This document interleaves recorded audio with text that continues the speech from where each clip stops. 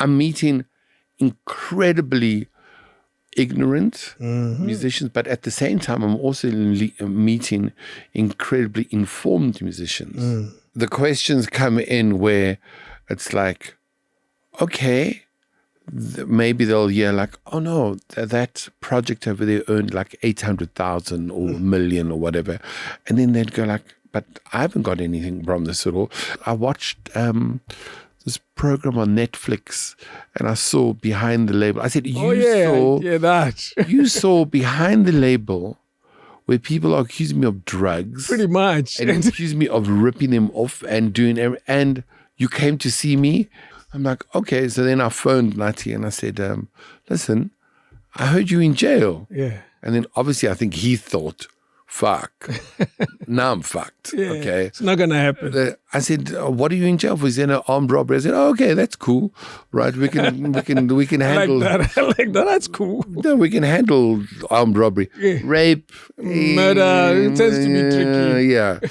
King David Studio Podcast. We have with us in the studio someone whom I regard very highly in the music game, particularly in South Africa, someone who's done so much for so many artists. And people would say, yeah, but he did so much, and then what? So we're going to talk about just about everything related to not only Lance's career, but also his contribution to South African music landscape. And he continues to contribute to it. We have Lance Stehr, and I'm very happy to have you here. Thank you so much. Thank you for inviting me. It's I don't like these things. I noticed that you do a bit of them lately. Is No, that a only decision you've made? recently. Yes. It's only really recently because I think I've been quiet for like 30 years. Yeah. Okay. And obviously my job is to put other people in the limelight and to push other people's careers. So it's never been my job to actually be there and going like, yeah, listen to what I've got to say. Coaching, guiding people in their careers. And then I just made a decision that, no, I'm tired of the narrative that's been painted. Yeah. Okay. And I've got to address it. And yeah, so I've been addressing. Yeah, well, not necessarily that's why we're here. It's just that, and also I'm getting old. Yeah. Right. So I need to also, it's interesting because you're now working with very young musicians. Like just recently, there's a bunch of like maybe 12 guys from Vosloorus. And, it's very interesting how much knowledge they don't have. Okay. And there's a lot of musicians around where you imparting knowledge and you telling them, and because all this knowledge is available. You know, it's not like when I was 28 or 35. There was no internet. Yeah, there was no internet. You used to like think, okay, so how does this work? And then you used to try and get knowledge from people in the industry, and everybody guarded that knowledge because that was what their value was. Their value was knowledge. And we struggled from 1988, 1987, 88, 89, trying to find out how the industry works. Yeah. Do you think you figured it out by now? No, there's still things I'm even learning now that, you see, because also, I think if you get into music and you get into music for the business of music, then it becomes a business. And I think you become a very astute business person. Yeah. Okay. And just with the word business is not a nice thing. No. Okay. So to be a successful businessman or business person, you actually have to screw over people, right? So I haven't liked the music business, okay? Now all of a sudden you find, seminars, the business of music, and everything is the business. And you find that there are people in charge of the business of music who are actually just fucking over people. What is the narrative that you make reference to when you say you didn't like the narrative and you felt it's time to correct that? Okay, so when I started, recording music. We were recording music to actually push a political agenda. So that was what we started doing, and that's what we pursued for a really long time up until 1994. Are you referring to the POC days? Yes, Prophets of the City. Even before Prophets of the City. I mean, I was recording myself. I was singing, terrible singer. Actually, no, not a really terrible, but there's no ways that anybody was going to finance my singing at all. Is there anything ever released? No. But somewhere out in the world, it's over there, yeah. Okay. Which we're trying to go through the archives to find. And, the thing that got me involved and finding another artist or a bunch of musicians to support was Prophets of the City. When I heard what they were doing, I was like, okay, this is it. We got to take this globally. And I think that I was a bit delusional at the time and most probably bipolar because if I think back to that time, anybody with a very sane sort of education and that would go like, dude, you're going to take this and you're going to take this globally. No, that's not going to happen at all. Yes. You are really... Well, why would you say that about that Why would I material? say it? Because the odds, because now when you know a lot about music and you know a lot about the industry and you know a lot about how trends work, etc., and you know that ultimately what makes an artist go global or even national is a song. Yeah. The song is everything. The song is king. The one song. Yes. One song, you need one song, and that one song can help your career over a lifespan of 20, 30, 40, 50 years. Yeah. And Prophets of the City became a cult, right? And because of the political time that we were going through, they got a lot of support through that. Yeah. Okay. And because They of what carried the were right saying. message. Yes, No, absolutely. they were saying the right things, and they still say the right things.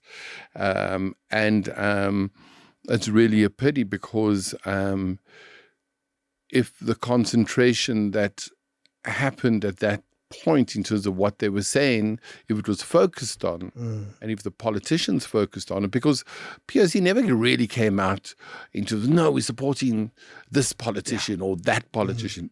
It was never about politicians. It was actually about a cause.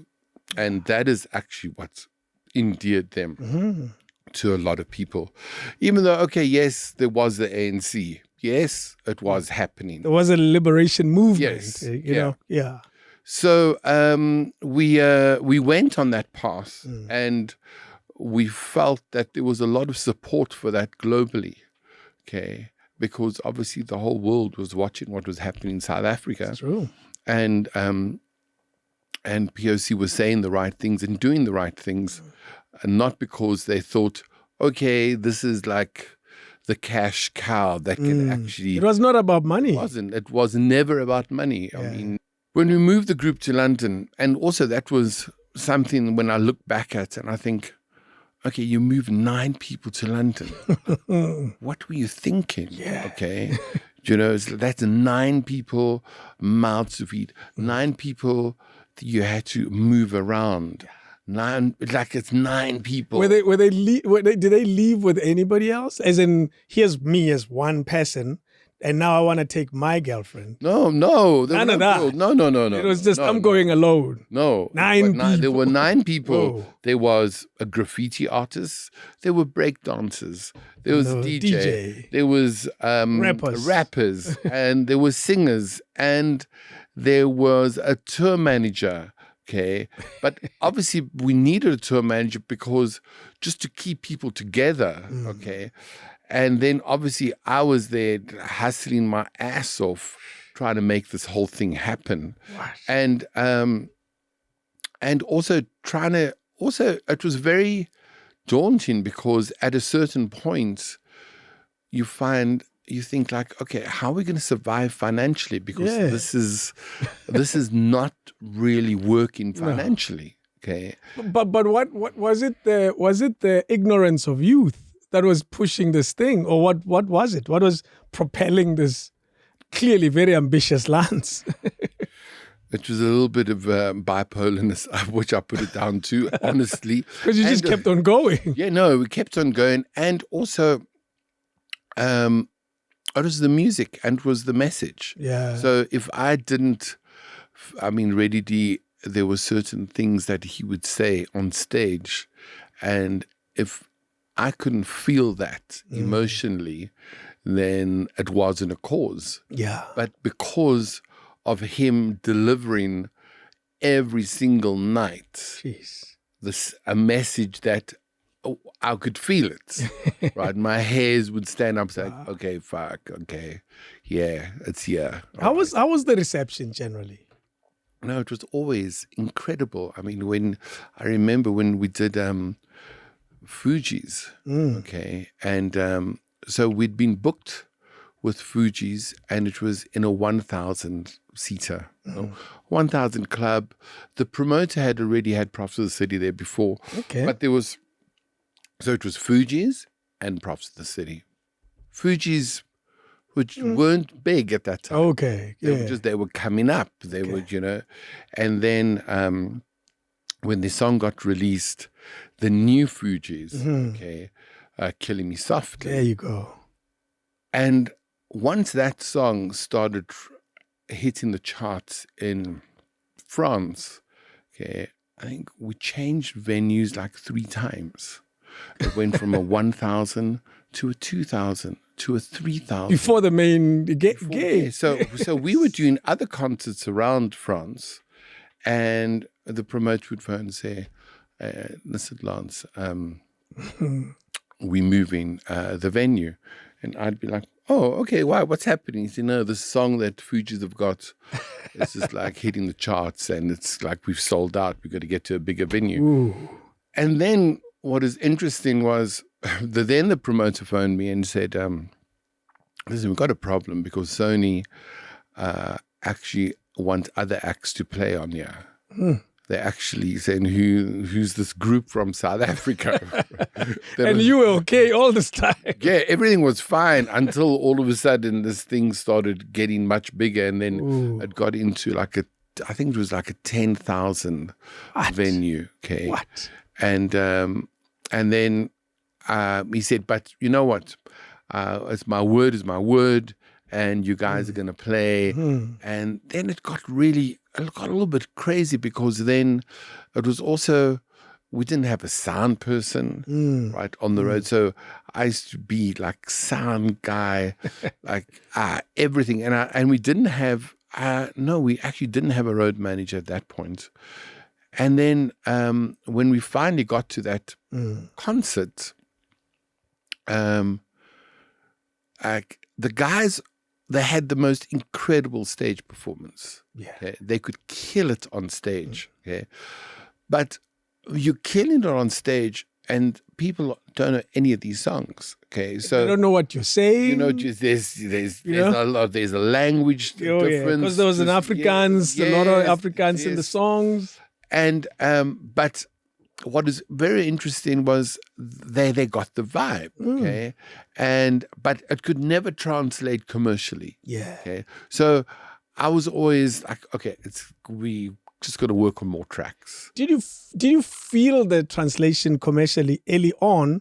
Did you know it early on, or you just picked up that this is not going to go beyond where it is?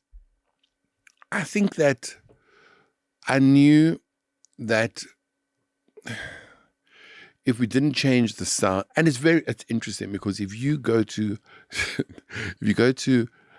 the song in 1994 that Prophets of the City did, called Never Again, with I remember Mandela. Yes, with Nelson Mandela's voice. Never again. Yes. And also they had we were jacking Mandela's voice at the time with no clearance at all. No copyright. No copyright clearance. And if you go into those lyrics, okay, you'll find out Ishmael actually saying, yeah, we ain't going to go pop. Okay, we aren't going to go commercial. Wow. Okay, he's actually making a statement. Yeah. And it's interesting because when I say to Ishmael, but look at this. This was what you were saying. Okay, which meant that, okay, we're not going to go commercial. All right, which means that we're not going to earn any more money. All right, we're going to just carry on this mission. Be these crusaders of change. Yes, and then like Ishmael would say to me, like, but why didn't you do anything?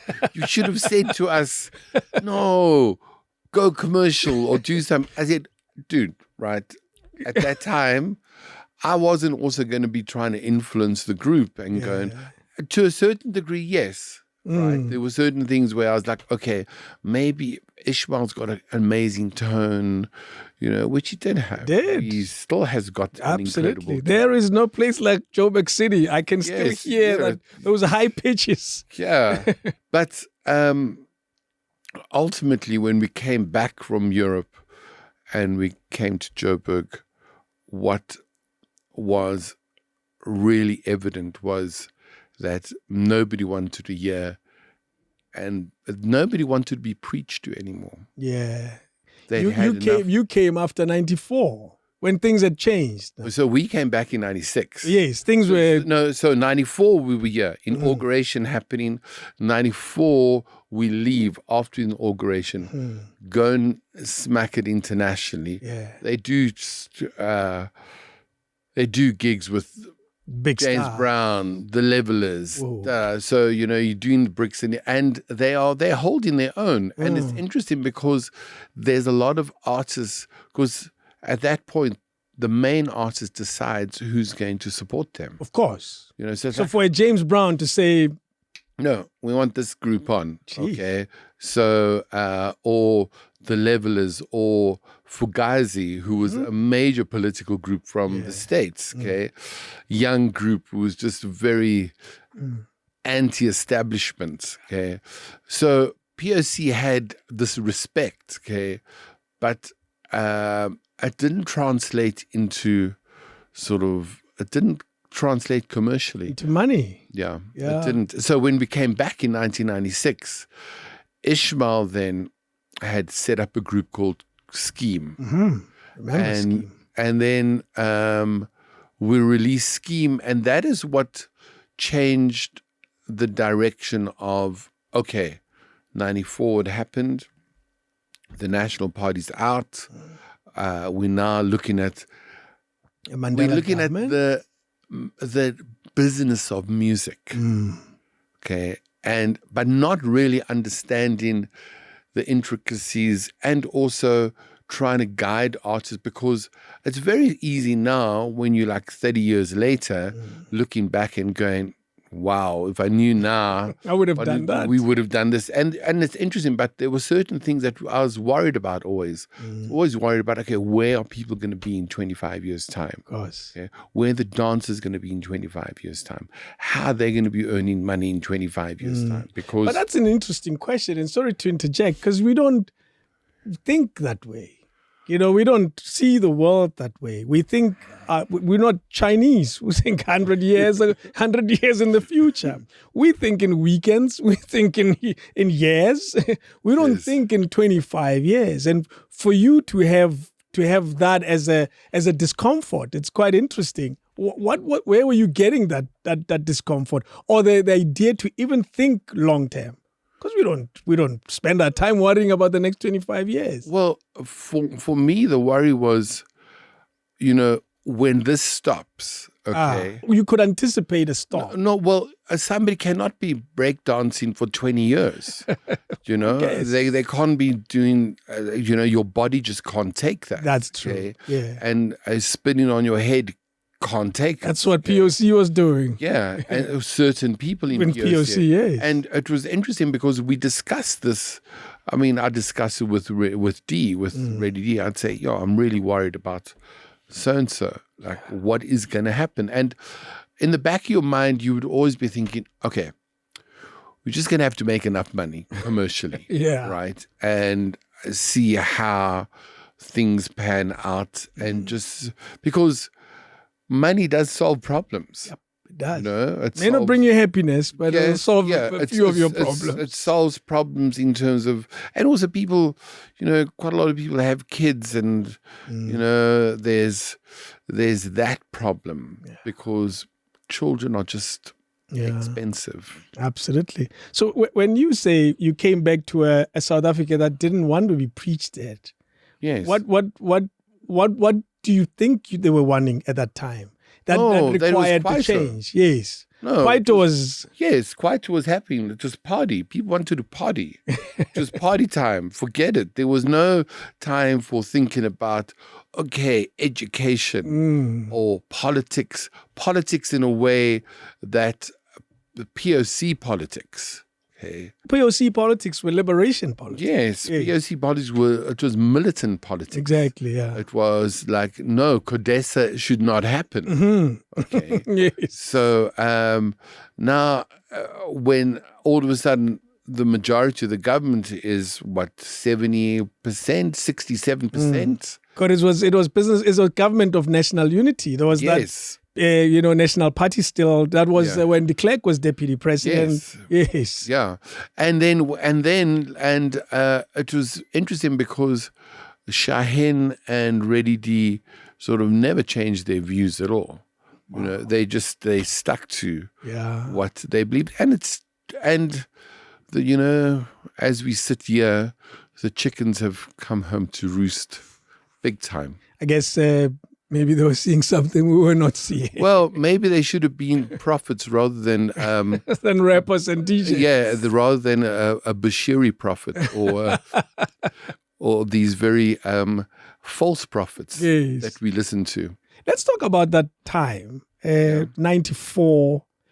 Because, I like your description of it, because your perspective, unlike some politicians and these, analysts that I've had in the studio, your perspective is that from a studio, music and people having a good time. And I like your perspective that people just wanted a never-ending celebration post-apartheid, because it became a celebration. Yes. That pretty much lasted quite a while.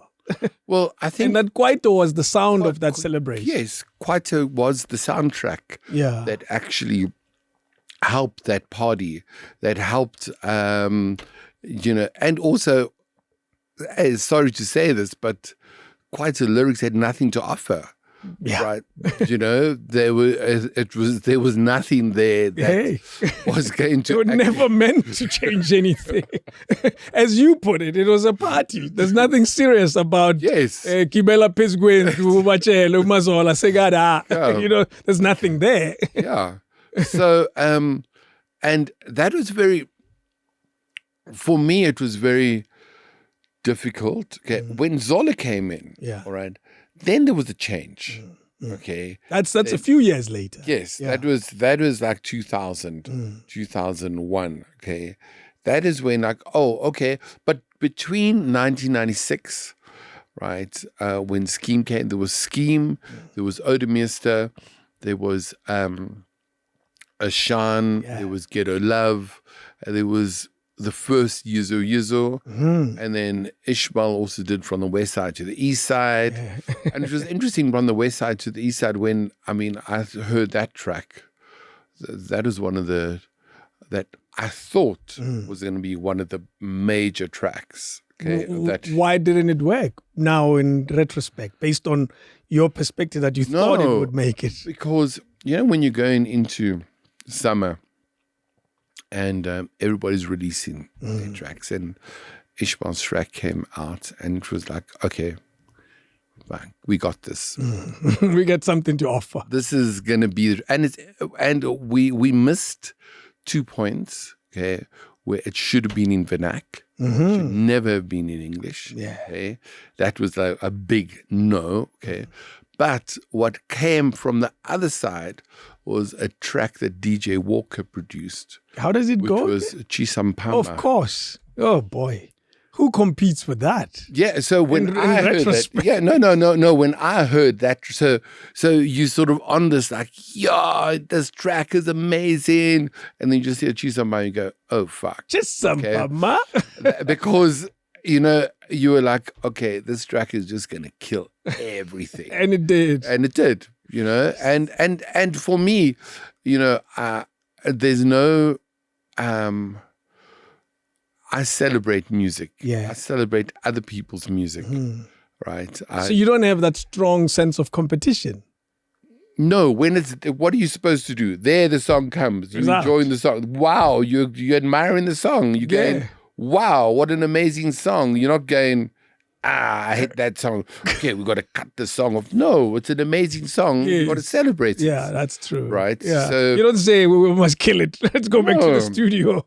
No, actually, and at that point, there's nothing that you can do. You just got to, whoa, the track is happy. You got to go, okay. Yeah. Ishmael, your chance. And Ishmael said, yo, I just heard that song. It's like, no, I mean, we are, wow, it's like 22 years later. Yeah. And we're releasing tracks now. And I'm more excited now about the songs that we're doing, okay, because... and we haven't been sort of in the I'm a piano lane. It's an interesting thing about your label. We haven't. We haven't played. We haven't played it all. There was a bit of a Vusi Snova moment. Okay. Just a moment. Yeah, but I think Snova just bit off more than he could chew. Okay, in terms of dipping his foot into the. There was a Snova little moment. No, there was. Yes, okay, and we supported it. Yeah. The problem that I think when you look at in retrospect, which I said to Vusi came out and Vusi was so excited. Yeah, I want to do this. Yeah. I was like, okay, let's listen to the beat. Oh, yeah, this is happening. Okay, cool. Now I'm going to put on this new. And then everybody in the office was like, no, you can't do this. Right? And then there was like a team, the no team, and then the yes team. Of course. Even in the public. Even on social media, there was a yes and a no. Oh, they were throwing bricks at him. Okay, they were really gunning for him. And the one thing about Vusi doesn't care. Right? Vusi does what he wants to do. But I think the mistake that he made at that point was he came out and he was so confident. Like, I'm going to do it. It doesn't matter what happens. No. That the gatekeepers in that section of music. Yeah. Because there are. Right? There's always gatekeepers. Yes. Okay. They may not be obvious. Yes, not be obvious, but also the way he came out with it, this is simple stuff. Wow, we'll flatten this very quickly. Oh, he had that. Yes. And obviously what's going to happen, people go, really? You think so, hey? You stay in your Afro lane. We'll show you. I'm just like, shut this down. And they did, eh? And they did. And we were like, what is going on? This song is really hot. Yeah. But it took off in certain places, but where it needed to take off, it didn't take off. Yeah. Okay. Let's go back right to the beginning, because I think we don't give you enough credit when it comes to the many musicians you've worked with. The list is ridiculous, man. I'm gonna try Bricks, DJ Cleo, Fiesta Black. I don't even remember. Ismail, Josie, Kylex, who's this? Morafi, Nati, RJ Benjamin, Raf X, Spike Oz, Vosinova, Tux, Zola, Scheme, Cream, Ashan, Ghetto Love, and I'm not even halfway. Mapaputsi, Jobe, Jabu, J, Notende, Unati, Brown Dash, Jub. These are all your guys. Well, when I say my guys, well, as in there's a lot of people that have passed through. Absolutely. Okay, and you will build, and you'll put time, and I've been very fortunate to have very ordinary ears. Okay. Why do you call them ordinary? Because they are ordinary. You have to have ordinary ears to be able to identify with what people like out there. That's true. Right. So if you feel that a certain frequency resonates with you, and you're feeling that frequency, like, wow, there's something here. Yeah. And it's interesting because the genres change. Okay? So at one point we're into hip hop, then there's kwaito, then there's R&B, and then there's house, there's Afro soul, and I don't speak any vernacular language. Imagine that. Okay. And yet you've been involved in so we would even have arguments, like, I mean, for me, like Cleo would say, no, we're not going with this song. Okay? I said, dude, I'm feeling the song. Okay, this is the song. Yeah. And he'd say, what do you mean you don't even know what I was saying? I said, regardless of what they're saying, I'm feeling the song. Yeah. Okay? And then he'd like, and then in the end, that song would win. And then he'd be like, how do you do that? No, how do you know that is the song? Because obviously Cleo's also like a DJ. Yeah. So, but then, I mean, that's just one example. But, and that's why I'm saying, what I've said to people, and it's sometimes, you know, you hear a song, you really think, wow, this song is amazing. Then okay, what is the message in this song? You would then ask. Yes, and then it'd give you a rundown and say, oh, wow, that's actually what I was feeling. That's amazing, okay? And so, and then obviously I get a lot of stones thrown at me. Why aren't you, at this point, you should have actually learned how to speak Zulu or Xhosa. It's a fair stone to be thrown at you, though. No, I think that, you know, some people have got their strengths. And if there's one thing, my strength, and everybody who's been around me for a long time know that language is definitely not. I'm not like not at all. Like they'll be like, "Oh, shut up, Jesus! Don't even." And like Vusi would say to me, "You can't pronounce the word." Like, dude, right? That's the way I'm going to pronounce it, right? And that's the way. No, but it's wrong. You're butchering the language. Oh, yeah. Like, okay, so what? I must wind back my clock to when I'm 5 years old. To when how you were raised. Yes. You know, I look at now, Bravo, Bongani Fasi, Amu. I remember Amu's work very early on. And that's when I joined Metro. It was in 2000 when South African hip hop was starting to become a thing. Yes. And I remember that era so well. KB, the list is just ridiculous. But I want to go back to when it all started for you. Where were you born? Is it Cape Flats? I was born in Cape Town. Okay. And my mother had I've got a very crazy like family history where there were 4 sisters and 4 brothers. The 4 sisters were reclassified and the 4 brothers stayed on the Cape Flats. What does that mean, reclassified? Reclassified, they were colored and then they were reclassified white because they could pass as white. Okay. Skin, pencil test. What other trademark? Pencil test. So everybody learns this. Okay, so there was a pencil test that the National Party introduced around when they came in. The National Party took over in 1948, and they decided that if anybody was going to reclassify from one color to another color, the pencil test would be they put the pencil in your hair, and if it came out, all right, then you could be white. Wow. And if it's stuck in your hair, it means just that. Yes.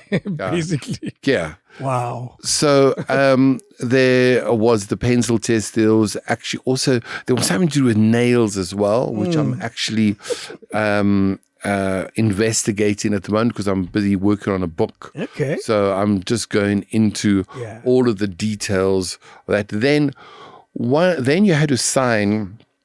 You had to sign a reclassification form that said that you would never see your family again, right? So you were not only reclassifying, you're moving. You're moving, so all your people that you had known, your family, you would never communicate with them again, and you would never go into a colored area again. Pause 1 second. Who would initiate the reclassification? Me as an individual? The family or... Okay, it's interesting because when I eventually met my father, my father's brother, and I only met him when he was 84, okay, because the family was split. And then I went to Paarl about 8 years ago, and I tracked him down, and I met him, and he was, because my father died when I was 10 years old, okay? So I would never have had contact with him at all. I got adopted. So completely disconnected. Yes, so there was a whole disconnecting thing with the family, and the family always knew that, okay, there is this person out there. And then when I went to see him, and I asked him this, I said, like, how are you feeling when your younger brother had now decided that he could be reclassified and move into a white suburb? Okay. And that's your dad. Yes. He could be reclassified, and now you could never see him again. Okay. And he said, we were so happy for him. Wow. I was like, you were so happy for him? That's like, amazing. Yeah, no, because this is how badly the National Party had brainwashed the public. So being white was was you had now moved, because now you could get a better education, you could get better this, you could get all these better live things. in a better neighborhood, and and all these things. So it was interesting, because also obviously I reconnected with my family, certain parts of my family who had been looking for me for like 30 years, 35 years. Crazy. And thank goodness they were just about to go on the Oprah show to find me. And then I know I would have been so embarrassed. Okay. and you were quite a popular name, so I became music industry. No, but my surname had changed. Oh yes, of course, because you took on your stepdad's, my stepdad's side surname. of the family. Yeah. Yes. So they would have. So eventually, when I met my aunt, who was in the UK, who had left South Africa, and she was like 84. It was just very, very weird, just the journey that. And when she'd phoned me, she tracked me down. She had other people tracking me down, and eventually, I just remember that we were on a show. Yeah. At Castle Live. Yes. Was it at Urban Brew? the Friday night, the Friday 9 night o'clock show? Yeah. And I got this phone call, and this phone call was from the UK, and there was this woman on the phone, and she was like, "Oh, is that Lance?" And I was like, "Yes." Okay. And this is your Auntie Vi. And I was like, "Wow." Okay, because I always knew there was an Auntie Vi. Yes, but I didn't know where she was. Okay, and I'd known that for years. Okay, that this Auntie Vi was somewhere out there, and she said that she'd been looking for me for 30 years. Okay. And what was interesting was that her and my cousin, they used to celebrate my birthday. Jeez. Every 8th of January. Because you didn't disappear in their lives, essentially. They still knew this person. They knew this person. Yeah. So every 8th of January, they would say... They used to set a table, and they say, we're going to find him. And I was like, my God, and my own kids don't even care about my birthday. There's a family somewhere. There's another family somewhere that is like, yeah, we're going to find him. Wow. So it was very interesting, the connecting and sharing, because also my aunt only remembers me up until 4 or 5 years old. Exactly. Because so she'd keep on talking about, oh, when you're on my knee, and there's all those stories. And you're this older guy. I'm like, okay, I'm not wearing the nappy anymore. Okay, but it's fine. Okay. Hey. Jeez. So it was great meeting and see, and then obviously now, there's cousins of mine that I see who are on the Cape Flats. There are cousins that I meet who are, there's just cousins everywhere. Do you know, the interesting thing about your story also for me is the disconnect between your main family and that family. Why didn't your mom try to keep this connection going?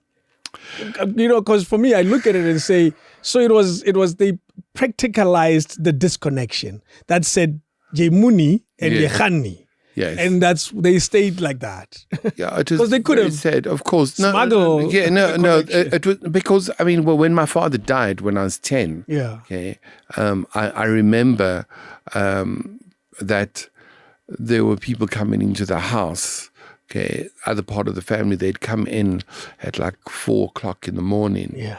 Okay, and then they'd come in late at night and leave at 4 in the morning, so that the people in the area couldn't see who was coming into the house. Because also at the time, and I think that the damage, the psychological damage that the apartheid government did to a lot of families, right, and a lot of brainwashing that actually happened, which later on people were like, okay, this is actually, because even when my mother passed away last year, okay, recent, eh? Yeah, so she was 86, 87, and it was very difficult for her to talk about those times. I would try and interrogate her and say, no, I need to know exactly what went down, what had happened. And it was such a big secret. Whoa. Okay. It's interesting for me because I've been trying to get my mom on this podcast for a long time, and she said, no, it'll never happen. And I don't know, she's afraid of what question I'm going to ask. She's just not interested. She said it'll never happen. So I guess it's the same. Let's talk about the brainwashing of, we pretty much have a sense of what apartheid government has done to the black community. My experience is limited to my skin color to a large extent and to a township, boundary. Yeah. And I'm not very familiar with what happened in the colored township. I grew up in Pretoria and Mamelodi. I'm very familiar with Istres, but that's about it. It's as a township on the other side. And we would go there because they had better facilities than we did. So we'd go and play there and so forth. Yeah. And they would chase us out. The only time I was ever called a Gafor was in Istres, not any other place. Wow. Never in my entire life. And I'm interested to know about the brainwashing that had happened in the colored townships. Okay. So you've got to understand that the brainwashing that happened for my parents is different to yours. Yes, it's very different because from my perspective growing up, there was always a problem. I knew there was a problem. My parents would never talk about it. Yeah. Okay, because for them, my father had a very they used to go to church, right? And it's interesting because apartheid had obviously infiltrated church as well. Yeah, well, they were part of the New Apostolic Church, which is Germanic, okay? Which is very interesting because when I started questioning the church and saying, but why aren't you why are you listening to the government? Okay? When the government have got these laws, and then one of their creeds and one of their commandments was like, you shall not question the government. Wow. And I was like, wow, you should not question the government. And this happens in a church. Yes. So obviously, the church was complicit in what was keeping the whole infrastructure of apartheid together. But there were certain churches that weren't, okay, that were fighting against, whether it be Anglican was Alan Busak, absolutely, right, Desmond Tutu, etc. So, it was very difficult and very strange growing up and also hiding your identity. So the only way that you knew, okay, you're going to go to school, right? You need to make sure you should keep out of the fucking, don't get your hair wet. So, it was when it gets wet, what happens to it? Your hair curls up. Gets curls up, okay? And it gets hard. Yeah, it would fail the pencil test Yeah. if you got worse. No. It would, yes, it would fail the pencil test. That's You're it. correct. Yeah. So there was also always a psychological thing that was happening as a kid where you were, I mean, my father, my real father was always like making sure that you never went out, okay? That you stayed inside, okay? Crazy. So there was a very, and it was sad because, you know, when he died, the first thing I could think of, which is like you're 10 years old, okay? The first thing you think of is like, oh my God, I can go play outside now, which is sad. Why was he protecting you from that? What was what were the possibilities of being outside? No, because we were in a white area. The neighbors. Yes, and my parents were lighter than me. Oh no. So when I came along, they was like, oh shit, they are reminding us We don't belong here. you know, so you just, but they never said that. They never sat down and said, okay, the reason why we don't want you outside is this. The reason why we want you to wear a hat all the time is because you don't want you to get darker. Yeah. So there was a lot of, and obviously as a 10-year-old, you know, you feel there's something wrong here, but people are not talking about it. They just, and they never really spoken about it. No, they never. I mean, there were certain things. I can't even say it. It's just too crazy because it's part of what I'm writing about. But there were certain things that were just, it was just a very, very strange way. And that's why when I left the country, I was just very happy to get out. Yeah, because now it can be normal. No, you think so. Yeah. Okay. Until you find out that prejudice is happening all over. Everywhere in the world. Everywhere. But obviously not like in South Africa. Okay. In South Africa, it was law. That's where the problem was. Yeah. Tell me, though, about feeling like a fraud at some point in your life, that I'm not who I'm meant to be. Did that feeling ever come across in your state of mind, that I don't quite belong? That was a constant, because when I'd left South Africa when I was like 17, right, I decided that I needed to get out. And it was interesting because my parents also wanted me to get out. Okay, they knew that I was just asking too many questions, and it's better that if he goes out. And fortunate enough, my stepfather knew some people in London who had a production studio, and I went to work with them. I don't think my father knew everything that these guys were doing in their production studio. We'll talk about what they were doing in a minute. Yeah. So, but there was, and when I got into London, and then I just remember the one day having there was at a dinner party, and then somebody said to me, so what are you classified as in South Africa? Ooh. I was like, what the fuck? Okay. I'm coming to London, and now people are asking about classification. Yeah. Okay. But clearly it's someone that had a very good sense of what was happening in South Africa. Oh, no, of course. For them to be able to realize. No. Of course. Yes. Of course. They were like, okay. Who are you? Yeah. When you're back home. Let's hear the story, okay? Yeah. And so they picked up that you're not this side or this side. Yes. So you're somewhere in the middle. Yes. Like, so where are you standing? Okay. And I was like, why? Okay. Like, why is it so interesting to you? Or why are you so interested? And they said, no, because you need to actually come out. Tell us. It was like, it's like, okay, where am I? Am I like at confession over here? You know what I mean? Church, all right.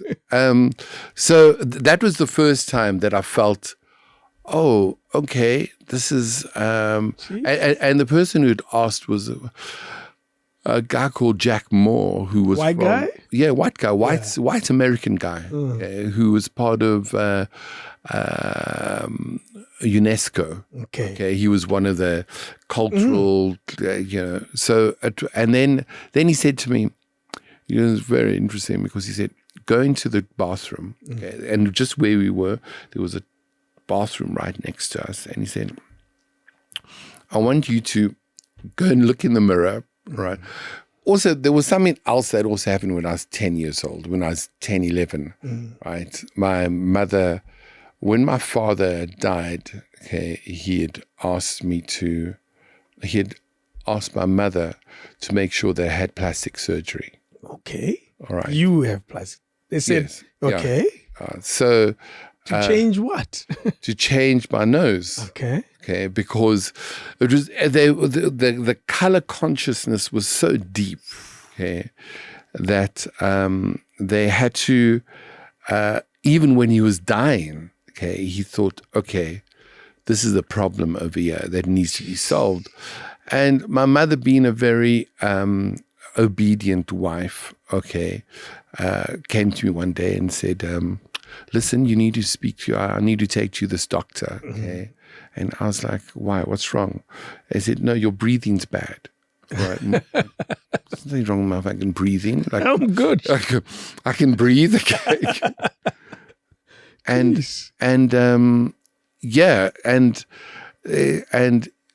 she said, no, I'm taking you to this doctor, and his name was Jack Penn, Dr. Jack Penn. And because later on, I was like doing a lot of research. Who's this guy? No, because it's completely illegal to do that. to do cosmetic surgery on a minor. And then Jack Penn do it? Did you Yes. do the surgery? Yeah, they went through with the surgery. Wow. And because now you had another thing to hide as well. Yes. Because then people say, what happened to your nose? Okay. Like, this is like, that nose wasn't like that before. Why did they see the need to change your nose? Was it broader? Well, was it was broader. Not sharp enough? Yes, it was. Well, obviously, I think the brainwashing and the trauma that you actually give your kids, would not even understand, because they were not really politically sussed. No. At all. They were just moving with. They were just moving with, we're going to move over here, we're going to get in there, we're going to get more. And also, if you think about it, it's about survival also on their part. Yeah, yes, they're doing things that they think are right for themselves and for their kids. My father used to come home every day, and I used to be like practicing piano, right? I needed to practice piano like 4 or 5 hours a day. Jeez. So when he'd get back, like, okay, play. And I'd be like, oh, fuck, okay. And I'd be playing. But hating every minute of it. Yeah. Because you're forced to do this. Yeah. Not knowing, later on, obviously, like 10 years later, I was like, fuck, I wish I'd carried on. Okay? But the pressure of playing, okay. So when he died, right, there were two things. I could play outside, and I didn't have to play piano again, and I never played piano again. So in hindsight, no, obviously in hindsight, there were a lot of things. I mean, just a death kid. is, you're a kid. You don't know that, that how permanent death is. Yeah. Right? And the psychological aspects of what is going to actually happen in your life. True. And, but I also believe that, if he had been alive, there's no ways I'd be doing music at all. You think so? Never. No way. Well, but he introduced the piano. No, but that was like classical piano. Oh, yeah. That was like Just on a this and is fit in. Yeah, this is this classical piano. No, I think that his route would have been more, you'll be a dentist. And you'll be looking down people's... Professional. You'll be a professional. Because it was, even by, I think even when my mother passed away, she always used to frame say, when are you going to get a job? Right? You haven't got a job, right? You're probably earning more money than they were, but they still say, when are you getting a job? Yeah. You were talking about the story with the toilet and this American UNESCO guy. Yes. Yes. What happens there when he asks you such a When he asked question? me, then obviously I was running away because you don't want to say anything. And then when I came back, so he said, I think you should phone your mother. And ask. And ask her who she slept with. Oh, boy. Right. And I'm thinking like, this fucking guy, really. I know my father. No, well, my father died. Yeah. You know your story. Yeah, no, but I didn't know that. But I also always knew that there were people coming in the house. Oh, okay, those. That, so there were a lot of unanswered questions. Okay. So, it was like, okay, but... This guy was rude, though. I'm thinking about that question. No. He was direct. Yes. And I wouldn't say rude. Yeah. You saw an 18-year-old person, and he thought, no, this person needs to actually open his mind and just get with the program. Yeah.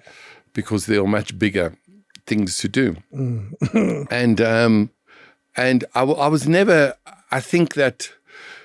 Yes, I did go through a major identity crisis in London, right, which led to a whole bipolar thing. And then I got involved with a lot of musicians, and we were doing tracks against South Africa. So that whole thing, which wasn't bad, okay, because that is part of your journey. You were 18 after all. Yes, yeah. And, it was also part of actually finding out who you are and what you do in life and what contribution you do in terms of making this world a better place. When you're that age, it is all that. I think also the complexities. Also, during that period, I did dabble in mushrooms, LSD. So you would, So I think the chemical imbalance that happens later on is also aggravated by those things that you're experimenting with. It was a fertile ground for one to question so many things. Yeah. Wow. Jeez, it's an interesting story. I must tell you, I've consumed so much content that's related to your life. I didn't think we'll end up here in your life as a colored South African. Do you know what's interesting? I did the MacG thing. Yeah. Okay? And a lot of the stuff, I don't remember what we were saying. I can tell you. No. I haven't watched the whole program. Oh, you didn't. Yeah. But what was interesting was that somebody said, yeah, you spoke of this. I'm like, oh, God. Really? Did I say that? Did I say that? And you think, okay, was that because there was a lot of alcohol There was a brownish bottle on the table. No. You didn't drink much of it, though. I'll give you that. No, but what happened, there was a break, not a break, power cut. And then I went, and then they wanted to continue. Like, okay, no, we'll just chill and talk. And I said, no, we can't do that because then we're going to forget where we were, what we were doing. And what I said, no, I'm going to go to the bar. Okay. And obviously MacG went to visit, I don't know who, and came Sol back went and continued again. Sol went to Hillbrow, so he said, but I don't believe him. Okay. That's funny. But what is, so I think there's a lot of things that you talk about, okay, that, because I was a bit also worried about, okay, so what am I going to talk about? Yeah. Because also it's very difficult. You don't really want to repeat things, all saying the same story. Interesting, because I do this so often, I realize one thing about people's lives, that there's so many layers to your life experience that is really controlled by the person whom you're talking to, which direction it takes. And that's why when I was prepping for this, for me, and we'll get there, it's the business of music, which we touched quite a bit. Okay, yeah. Because like I said, I think your knowledge is incredible. whether you are aware of it or not. Your knowledge is, for me, it's not only a book we need, it's an institute. It's a school. It's a LANCE School of Music, where when you walk in, you realize that you're going to get a degree in business, not necessarily how to play a piano. I think there's something there, because you said it when we started and we were doing this off air. You spoke about how there's kids that you meet on a regular basis whose knowledge is zero. Yes. 0, 0, 0. And they're about to get into this very big, complicated business of music. It is really, do you know, the sad part is, and it's very interesting because it's not necessarily the majors that are the problem. Okay. That isn't where the problem is, because the majors, you can still negotiate around, etc. It's the other guys who are there, okay, who are strange enough independents, who, when you talk and you find out the stories and you go, no, this is impossible. Yeah. It can't work like this. Okay. And then when you do some scratching and you do some more scratching and you go, no, this is actually what's going on now. And what is a typical scenario? No, okay. So for example, some kid would do a track, a whole on his computer, finish it. Some middle person would then go, oh, this is really great. Let me do something with this. Okay. Okay. So I'll just market this and I'll don't worry. I'll put it up. I'll do everything they need. There's no paperwork between the two of them. Okay. This kid's like, oh, great. This is going to happen. It then goes to the next, where all of a sudden it's on all the digital platforms. Yeah. Okay. It's on radio, maybe. On radio. Yes. On radio. It's registered properly. No, it's not registered. It's registered in this person's name. Oh. Okay. This person who's brought everything in doesn't have a clue, okay, until he starts asking questions later on. What normally when I say later, I think the money. Yes, money. Yeah. Money definitely sparks those questions. And the questions come in where it's like, okay, maybe they'll hear like, oh no, that project over there earned like 800,000 or a million or whatever. And then they'd go like, but I haven't got anything from this at all. And then they all of a sudden see this person's whole life is changing. Life is changing. And they're going, oh, okay, this person's got a house, a car, and everything. I'm still the same. I'm exactly the same. And this is now, there are a lot of different scenarios where you can have a look at different artists that I've worked with, whether it be Vusi Nova and Tando, etc. And yes, you will say that, yeah, they're educated in terms of the music industry, but it isn't. You've given them the knowledge that's needed to look, this is how it actually works. Yeah. Now, if you've got a drug problem, if you've got an alcohol problem, right, then that's your own problem. That is your fault, okay?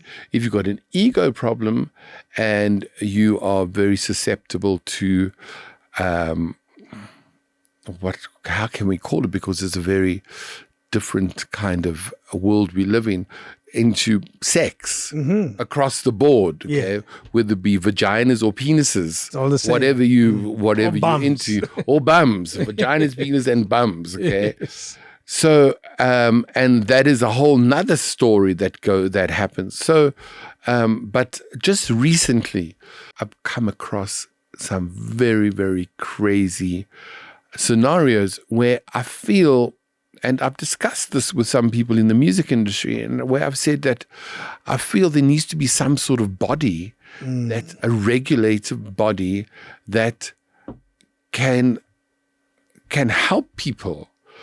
You know, whether you have a building practice, okay, somebody comes and says they're going to build your house or what, and they don't do there's got to be some controlling body, some ombudsman of music. Yes, in the entertainment industry. Entertainment industry, in the legal fraternity, you have a legal board over there that if lawyers have got set up trust funds that have stolen money, they get disbarred. Okay, what needs to happen in the music industry, And the majors and other independent record companies should get together where contracts are so unfair that this is just not right at all. Some people are operating with no contracts at all. Okay? And they continue to become famous musicians. Yes. So I'm really putting together, I mean, I spoke to like 2 lawyers today to see whether they can do some pro bono work and put together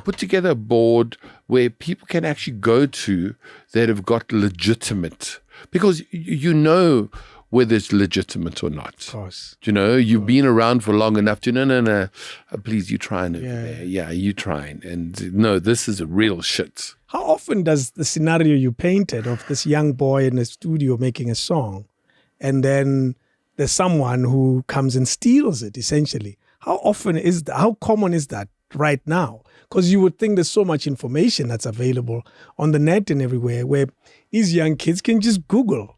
Even a contract, you can find it, I'm sure, online. So how common is that still? I think what you're missing is the human element of trust. Okay, so you meet somebody says something to you, right, that you trust, that you go, okay, this is believable. Yes. Okay. Oh, so what else has he done? Oh, he's done this. Because for me, the quickest way to find out whether somebody's legit or not is to do a track record of what have you done. Pretty much. Okay. Yeah. But now you're talking about people that also don't have money.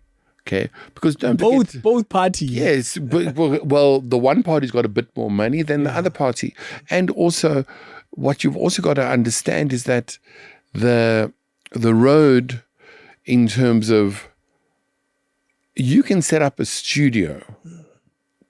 Excuse me, you can set up a studio. You can get a computer, everything, and you can make beats for about 1.5. Yeah. It's not so much. 1,500 will get you. We'll get you a piano beat with FL Studio.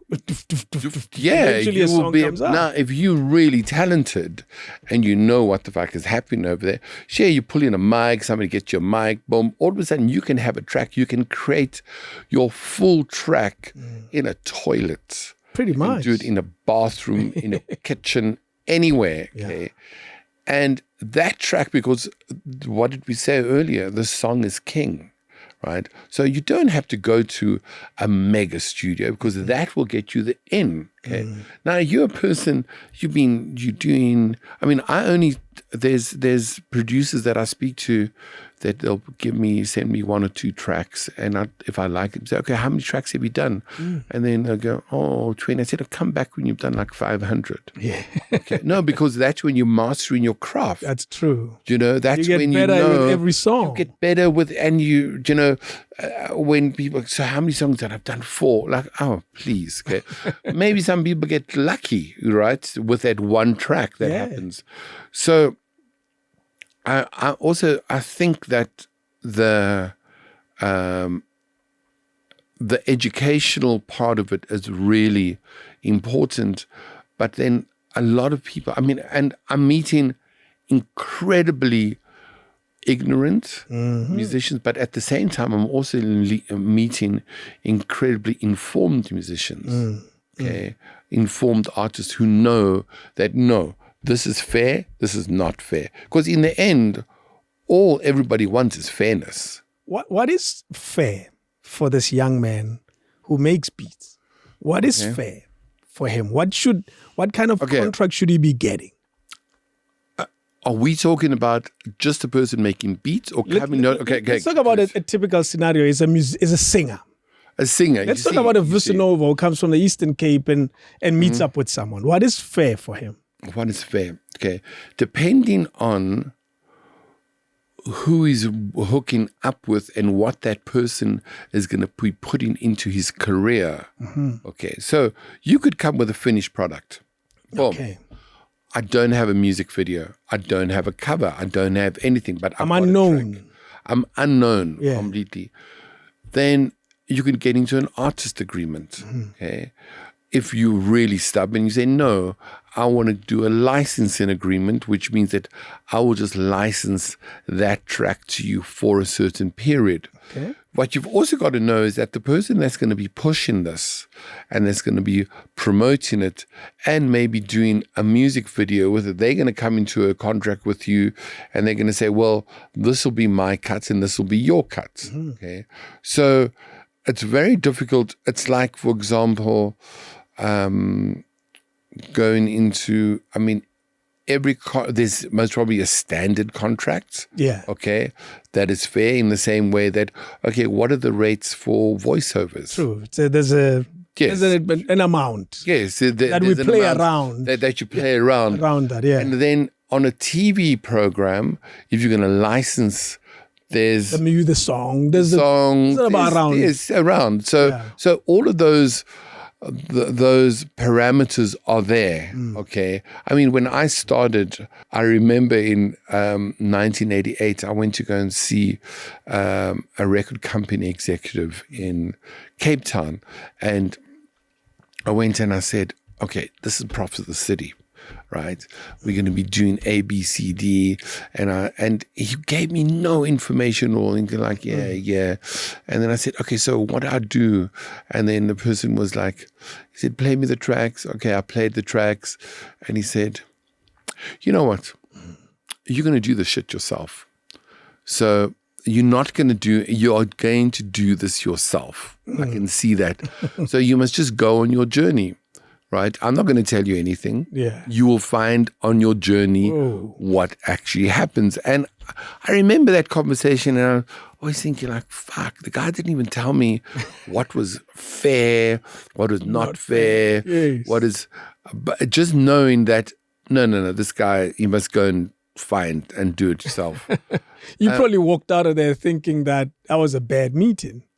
No, I knew that there was no way that we were going to. Also, you can get a sense of whether the person is taking the prize, because don't forget, this person had already broken international acts, right, globally, okay? So there was no way that he was going to, if he was going to take this on, he didn't want me involved. Okay. He could tell that no, this person is going to run with this and he's not going to pass the ball anywhere. Okay. He'll run all the way to the end. Yeah, he's going to go right all the way, and whether he drops dead or whatever, it's going to happen. But, I mean, at my age now, people are even surprised. I mean, yesterday I was at a club in Northcliffe. Right? You still do that? If there's a performance happening, yeah. That's true. Yes. And I went into this club aptly named Rich and Famous, and there was no rich people there. And are they famous people? Very few. There were no famous people. Actually, Tiro, I heard, had been there earlier. He'd performed. Yeah, well, there's someone. So, yeah. And then the artist that I was going with was an artist called Onesimus. Okay. Brand new? He's from Malawi. Okay. I've been working on him for the last 5 years. Sounds like a Greek god. Yeah. Well, Onesimus is a slave. Okay. Wow. An Egyptian slave who escaped from slavery and set up his own empire. Imagine that. That's such a big name to carry. Onesimus. Yeah, and that is from the Bible. Anyway, so Onesimus went in to perform, obviously. Yes, to perform just a couple of tracks, like 5 tracks, and I went and we walked into this club. Okay. Immediately, I took one step into the club. I started leaking. What do you mean? It was like I was in a sauna. What? It was hectic. Oh, no. It was great. I was like, whoa. You were happy with it. Oh, no. This is like, fuck. Okay, there's no air conditioner yet. And lots of lights. And the crowd is going crazy. And I was like, wow. But now, obviously, if you're like, maybe when you're 45, you were still like, yeah. And then somebody was shooting something. And then somebody hit me up this morning. Somebody had posted something.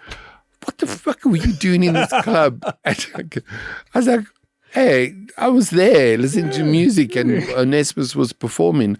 And a lot of guys had come with him from Phosphorus. And I think I find the most exciting part of this industry is discovering the talent and nurturing and also even when he came back, when he finished, he was so excited. He was also fucking leaking everywhere, right? And then I was just pissed off because there were certain things that happened on stage where I was like, wow, I can't believe you did that. Yeah. And it's just so bad. And I could see that these other kids were standing there and they were thinking, I'm sure they were thinking like, fuck, isn't he being rude? He's saying all these things. Jeez, so you went even way more overboard than you expected. No, I could just feel that they were like, no, but he's just got off stage. He's still on a high, and now you're telling him about A, B, C. No, but that is what has got to happen because nobody actually tells, because what happens, artists' egos get so big, okay? Bigger than the money they're making, even bigger than money, reputation, everything. It just gets so big that everybody now is just scared to say anything. Like, okay, dude, like when you're doing that, don't do that. It's not good for your brand. It's not good for this, etc. And but Onesimus is taking orders because he's doing a whole UK tour, Nottingham, London, and I predict that this is going to be one of the biggest artists that comes out of Africa. Yeah. Okay. He is, that is... What kind of music does he like? Okay. He crosses between Afro beats, Amapiano, Afro soul. So it's dance 115. No. It's just on another level. It's like, listen, for me to work on something for like 5 to 7 years, I'm really excited. And there's like 15 new artists I'm working with. Well, 15 artists, 15 headaches. That's why I took a deep breath. It's like, how do you do it? And a lot of people say like, why are you doing this? That's more the question, actually. What is wrong with you? And you said it, I guess. You said you enjoy the nurturing of new talent. Yeah, and music. I enjoy, like if I find something new happening and can direct it into where I think is going to make a lot of sense. I mean, this is, there's like last year, no, not last year, the beginning of this year, somebody comes in to me and they say, there's somebody that's just arrived here, right, that wants to have a meeting with you. I'm like, oh my God, really? Like, Who's give that? me a break. And I was in a meeting and then I said, no, she's really needs to see you urgently. And I was like, okay, fine. And this person comes in, I'm thinking, oh, this person can't be more than like 15 years old. And they're wearing a mask. Okay? I'm like, and then I said, can you take your mask off so you can see? And she takes her mask off and I'm like, damn, maybe she's 13. Okay? And I said, where are you from? She said, no, I'm from Lesotho. You're from Lesotho? Yeah, I've just got off a bus. I've traveled like 12 hours. And I'm like, 12 hours? And I've got this one song I want you to hear. Oh, boy. And I'm like, 12 hours on a bus. And to come and give you a song. How did you get this address? Okay. She says, no, I just Googled. I watched this program on Netflix and I saw Behind the Label. I said, you saw Behind the Label where people are accusing me of drugs. Pretty much. And accusing me of ripping them off and doing everything. And you came to see me. And then she said, no, but you can read between the lines. I mean, these people are really wow. I was like, so how old are you? Oh, no, 24. It just looks young. Yeah. 24. I said, so what have you been doing? She says, no, I've been studying law in Bloemfontein. Okay. So I'm like, you're studying law? So I finished my degree and I was going to do my honors, but I thought, no, let me just come here first. Do your parents know you're here? Okay. Listen to you. Such no. a father figure in that moment. No, because I would be worried if my child was Yeah. here, got on a bus, right? To go see a stranger. To go and see somebody, knock at their door, and then go. And then she even says to me, you know, just before I rang the doorbell, I was thinking, actually, no, I was praying you weren't here. I said, what are you? What a kind of story. And she says, why? She says, because then I could go home and say you weren't there. It's an easier story to tell. Yes, it's good. But anyway. And what happened with this young kid now? You signed this kid up? We haven't signed anything. Yeah. But she is, she's been staying at our place. Oh, no. For the last, 8 months, 9 months. Jeez. And is there music made? Yes, she's incredibly talented. She's crazily talented. Yeah, people will be hearing about her. That's incredible. Her father arrived. Okay, at least now there's something. No, her father arrived like 3 weeks later, which obviously I would have done in the first day. I'm surprised. Driven up from Lesotho. I'm surprised it took him 8 months, rather 3 weeks. But he arrived and he said, yeah, we sort of, we just started recording. She does sort of, she's quite eclectic in her music style. Yeah. So, but it's gold.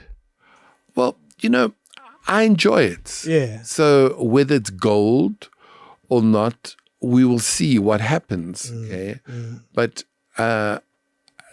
everybody that I'm working with, okay, I've got to enjoy the music. That's true. You know, if I don't, and sometimes obviously everything I'm working with doesn't hit gold. Did you decide to work with her in that moment when, or you had to listen to the song, I imagine? No, I listened to the song, which she wanted to leave the room while we listened to it. And I she was just too shy. She said, no, I can't be around when you're playing the music. I said, no, you're going to sit here. I've got to listen to it. You've got to listen to it. Yes.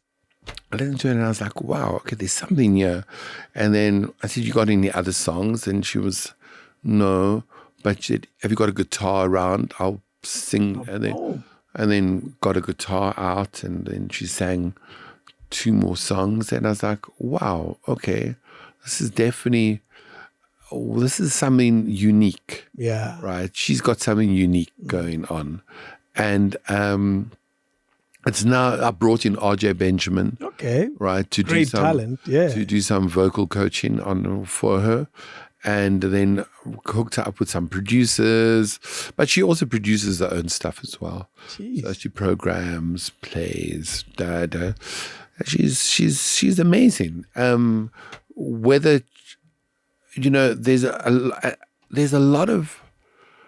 something that people don't really understand what you need in this industry. Okay, you need a really good sangoma. No, I'm joking. You need. We're all waiting. You need a lot of luck. Yeah. You need a lot of luck. You know, it's so weird how that just, you know, it's timing and things just happen and boom, it's like, wow, that happened. And this, do you know what I'm saying? It's and luck plays a huge part. It sounds so unfair. And I use the word unfair very strongly in this context because I imagine there's amazing talent. Yes. With zero luck. Yes. And it fizzles into nothing. It's so sad. It's really sad. I mean, have you seen that? Have you experienced great talent, zero luck? I mean, I don't think Ishmael has reached his peak. Yeah, and he's been in the game for over 20 years. He hasn't. And then there's a rapper from Peter Maritzburg. Oh my God, she's like the shit. Okay, and then over COVID, she was with me, and then we worked on a couple of things, and then one day she just decided, no, this is taking too slow. Oh. And then I was like, hey, okay, fine, there's no shortcuts over here. Like, There is a measure of impatience, though, isn't it? oh, crazy. Yeah. And then she phoned me again later on, like a year, and I'm like, okay, can we start again? I'm like, oh, fuck. We would be fine if you had stayed. Yeah. And then, and I find that, and I also find that interesting enough, because if I've got a relationship with you and it's a work relationship, okay, and we vibing and we like, yeah, okay, this is happening. Now, as soon as your, I don't know, better half, worst half, or whatever half you call her, all right, comes into the picture, and then might come and say, actually, you know what? I don't think this is like the way to go. Okay? That's the better half. The worst half has an opinion now. Yes. Oh, hell. Okay.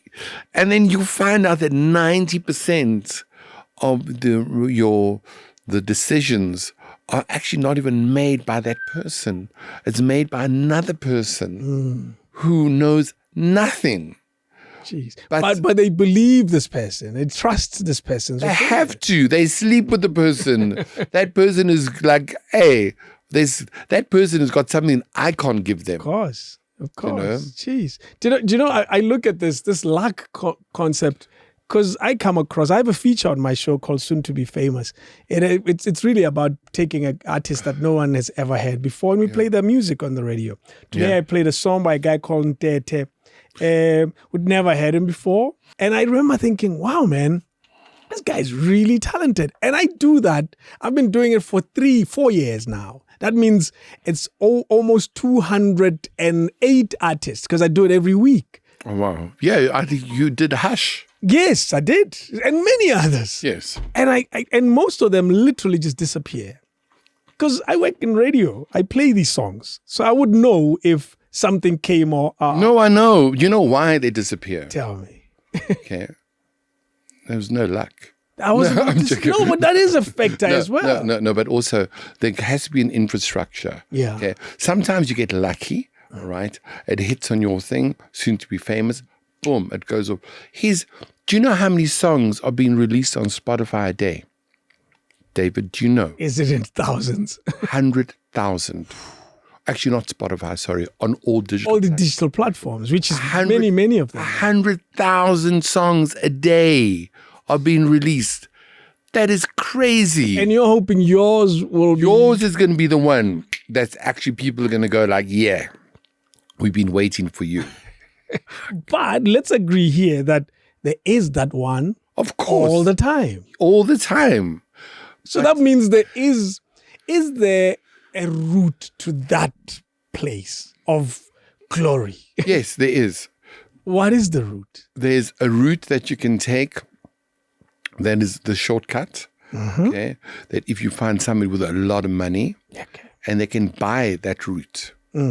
They can buy that route. Okay. They can pay everybody off into that route and you can get there. But whether you are the shit, is not that you will quickly find out whether you're the shit or not. So you'll get to the promised land. You could get there, and then find out that you will be there for like 5 seconds and you are out. Because there's another 100,000 tomorrow. Yes, and there's also real talent behind. Of course. That is not being paid. To get there. To get there. Because there are a lot of people, there are a lot of gatekeepers that get paid. To gatekeep? Yes, they get paid. Give me a typical scenario of a gatekeeper. Someone that stops what? Because the industry has changed. And I'm lucky enough to have been in it so long. And in this side of it, the radio side, where all we do is just receive music. If it's great, it gets played. We've seen Kwaito, because I started at Metro in 2000. So that's when Kwaito was the thing. So that tells you how long ago that is. We see artists come in and go, musicians come in and go, genres come in and go, become big and disappear. I know the history of Kwaito just as much as one day I'll say I know the history of Mapiano. And that's the beauty of all of this. And I look at it and say, there is a route to that place. But what are the gatekeepers doing? Because if a song is great, it'll make it in the streets just as much it'll make it on radio, particularly now. Then you needed radio. Yo, you needed radio big time. Now you not so much. No. Now you need internet, You need but you TikTok. still you need TikTok. TikTok rules. Yeah. Rules, and it's so sad because there's a lot of real incredibly talented artists that are not interested in TikTok. No? Okay, Should they be? yo, the sad part is, yeah. They can't pretend it doesn't exist. Yeah, it's so sad. It's sad. Are you saying it's sad because you're just older and you think things were still the same as they used to be? No, it's not because of age at all. It's just that it's so fleeting in terms of it's happening, it's done. Yeah. It's happening, it's done. And I really feel that like songs are just, the attention span of people is just so short now. So if you're not hitting them within like 20 seconds, okay, they've moved. They're just like, oh, or maybe it's like this. They do that. They do what? that. That's Okay. Tinder. I'm not on Tinder. But They do that. okay. It's just like next. And also the whole language is very different now. It's like, I mean, I've made a concerted effort to make sure that I understand what's happening. I think I do. But then, your children will come along and go like, "Oh, please, man." I mean, look at Oskido. Yeah, oh no, he's like the king of TikTok. He's I'm like so jealous. I'm so jealous. And I could never do what he's doing. and I can bet you that his kids are behind him. Yeah, they say, keep going. They know. They are saying, "You're going to do this. You're going to do this." He's just like following his kids. I wonder if they're behind him or they cringe. when No, he does no, they're not cringe. They are the creators of him. Yeah. I can bet you that they are creating everything. And if I'm wrong, Oskido, Hey. I'm wrong. But I believe it's not you, it's your kids. Wow. So you're saying today's musician must embrace, I guess there's nothing you can do. You have to embrace circumstances you're born into. And TikTok is what these young stars are born into.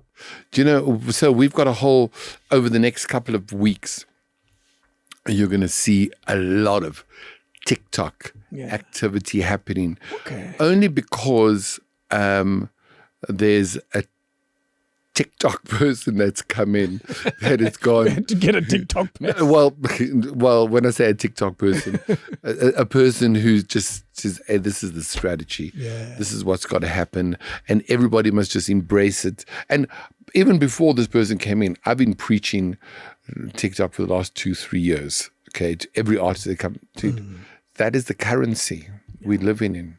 We live. That's your currency. Your currency is followers, Instagram followers, Twitter, Facebook, TikTok. It's terrible. What is the lifespan? Back in the days, the lifespan of an artist was a long time. You see, When we're dealing with Miriam Makebas of this world, it's a lifetime. Yes. But what you also got to understand that, yes, there was Miriam Makeba and we know her, but there was also a lot of other artists That didn't make not. it. Yes, True. that might have just had one little song and then you never saw them again. So we're benchmarking incorrectly. Yes. And so now we're sitting there and we're going, okay, there are certain artists that have a long career, okay? And those are Even today. Yes, Yeah. even today, and that constantly come up with shit, right? I mean, I take my hat off to Ishmael, for example. He's has over decades consistently surprised us and gone, because he's incredibly talented. He can morph into different music genres and deliver something where you wouldn't even know it's him. It's like, whoa, who's this? Okay. But I think that our songs are going to get shorter. The long Already 3 minutes. No, it's going to get much shorter than that. That's so short. They're going to get really short, okay? Jeez. And it's going to be determined by the pop culture that we actually live in, right? So So that means the lifespan also of an artist much shorter. shrinks. They find it even more difficult to build artists now. What was the lifespan during Kwaito times? Let's give numbers so we know something. At least even if they are just estimates. A lifespan of a Kwaito star. Four albums, four albums, 4 or 5 albums. And that was for certain people who did well. Yes. Okay? Then you had other artists who have been institutionalized, okay, and they've been institutionalized over a long period. Mafikizolo, you can't really call them Kwaito. Yeah. Right, because they've moved around, and they are an example.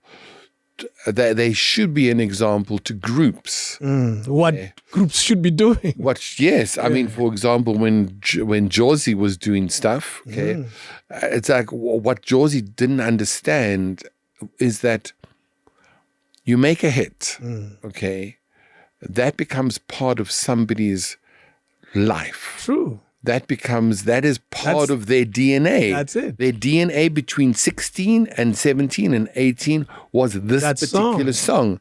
Now, what you do is you come along and go, hey, fuck you people. We're splitting up. I want to do my own thing. Yeah, I'm going to do my own thing. You don't realize that your song is a property. Yeah. It's an intellectual property. Your song is like an estate. It's a house. There's a deed of assignment, which gives, you've got a deed for your house. Okay. So what you're basically doing at that point when you are saying, I'm moving on, okay, I'm going to set up my new thing. You're basically saying all of these houses that I built, okay, that I own, we're basically just going, fuck them all. Yeah, we'll just clock and leave. And because I'm now operating some new properties, you don't even know what properties you are actually going to go into later on. So you're saying the value of that must remain. You must pretty much milk as much of that value as you can. It's like, yes, you can have differences, but don't split the group up. TKZ managed for how long? Yes, they had differences. They fought. They did whatever. But the property remained the same. Interesting you use TKZ because we did an interview with them when we were doing the Telkom thing in 2020. And I like how Kabelo answers that very question. It's almost similar to the way you're saying it. He says, this is the main house. Yes. We will do stuff, but we'll always come back here. Yes. Because this is where it all really matters. Everything else will always be, detours to the main journey that we're walking. And it's an interesting thing that you say. And I think that's a question that most artists don't embrace. The main foundation that you build, there is value in it if it worked, isn't it? If it worked. And Josie worked. Yeah. Josie had 8 hits. Mafikizolo worked. Malaika worked. Mafikizolo continues to work, exactly. Malaika worked, Trompies worked. Yes. And it's interesting, Trompi still operates with the same concept that that foundation is important. We should hold on to it. So you're saying a lifespan of a Kwaito star, 4 albums, give or take. Yeah, no, a Kwaito, when I say... Back then. Yeah, back then, because don't forget, look at the number of people that released one album. Okay. Yeah, there's a few. There's one album, a lot. one song, some, Ma Willis. Yes. Okay, but he obviously passed on. Okay. But if you go through and you'll see, okay, this person only had one. Most people just have one hit. Yeah. And that is their contribution to the music, to music. Culture. Yes, yeah. And there's nothing wrong with that. No, that's fine. You're not... you produced a hit. Wow. The one person who I was quite amazed at was somebody like DJ Walker. Very talented. He was a guy that produced Chisampama, yes. And I looked through his track record and I was quite amazed in terms of what he's done. There's a lot more in there. Yeah. And I mean, I was preaching to the producers that I work with, okay. Okay, guys. You got to move. Like 3-4 years ago, I'm a piano. And everybody was like, no. It's like, no, we're not going to get into doing this thing. This thing is only going to be here for... another music genre is going to come in. And I was like, no, dude, this is going to be here. For a while. It's going to be here for a while. Get into it because it's going to cross over. And what different genres you actually mix it with. So you're going to see the longevity of this genre is going to be around for another 4 or 5 years minimum. Look at it now. Minimum. It's No, still- I'm it's talking about it still from now. No, I know. It's No, still. it'll be there. So Jeez. and experiment, do other genres as well. Yeah. Okay. I mean, Prophets of the City, we did like 7 albums. That's okay. that's a fair That is amount. a lot. Okay. But with Prophets of the City, I think that's where my sort of manic, I'm very obsessed with the relationship between the artists and the fans. Okay. You're obsessed that it works. Yes. It might always work. That is so important. And yes, it's very easy for an artist to say, "Oh, I owe everything to you, and without you, I'd be nothing." And but there's very few artists that actually deliver something to those fans other than their music. Okay, I mean, when we did a lot of school tours with Prophets of the City, anti-drug tours, then we did a massive voter education. I remember tour. that. Yeah, we did. Is it the second elections? Or the first. The 94 no, elections? 94. Yes. We did a massive campaign globally, nationally, around getting across a message to kids to tell their parents to vote. Yeah. No, I remember how that. important those it days. was. Yes. But then the other thing that I did before that was so funny, okay? Because I remember, I don't know if you know Akin. Akin Amotoso. Yes, the director. The director. Okay. So I used to answer every Prophets of the City's fan mail. Whoa. Because that time it was a writing. You used to write. None of the guys were interested. We'll just read it. We'll read it. And I made an effort. Okay, I think I should spend a lot of nights. Okay, my partner at the time, he's like, "Why are you doing this?" Okay, I said, "You don't understand that if a fan receives a letter from their group, Yeah. do you know what the meaning of that is?" Okay, and it's interesting because POC had very interesting coverage. So we'd have someone from Tsenin, right? We'd have something, and this is in the early days. So a lot of letters used to come in, okay? But you need to build that consistency with a certain group of fans. And keep them, eh? And keep them. So when they send another letter, because this is letter time. I'm sure that there are people now who's never even seen a letter. Okay. I don't even know whether we have postmen anymore. We do have. It's well funded by South African government. They're trying to get us to do other things with it now, like renew our licenses. That's what they're trying to do now. But yes, it's a very strong and well funded operation of us. So then there's the whole thing of envelope, doing, and now you're writing it personally. Yes. Yeah, so-and-so. Gotta. Thanks for you later. Hope the weather is great in Tsenin. Gotta. Hold. Do you know, it's amazing. You'll meet a person 20 years later. They'll tell you about that letter. You'll meet people that still, I've got my letter. POC sent me a letter. And I'm like, wow, that is amazing. Then Akin came in. Yeah. The one day, Akin, he used to live in Cape Town. He came in, he was telling me about his rapping skills. He was a kid. He was like 17, 18 years old at school. And then he said to me, "Yeah, I want to be a rapper, because the Prophets of the City were happening." And hey, I'm sorry, Akin, I have to tell the story. It's very funny. Okay. So then, I laugh before you tell it because you're already apologizing. Go ahead. And then Akin is like, he's rapping, doing his whole thing. And I'm like, no, dude, it's not going to work here. This is like, and he actually even laughs about it. He said, "Lance, you really fucking burst me right there." I said, "But it wasn't happening." Okay. But then I said, "But I've got another thing that you can do." Oh, no. Okay. And he's like, "What?" I said, "I've got all these letters, fan mails to write back to these fans. do you want to do that? Okay. You're mean. No, I wasn't, but I wasn't even being mean. I was just being like, okay, maybe you want to get involved in hip hop. Maybe you can learn about music. Yeah. You can learn about the band. But he says to me, he says, can you imagine? You fucking tell me I've got to write back to POC's fans. What the fuck? Why would I want to do that? So he didn't take the job. No, I'm just kidding. He said, no. He told me, I'll get back to you. I'll come back another time. And that was the end of that. Yeah. But we've remained we've done some amazing work together. Yeah.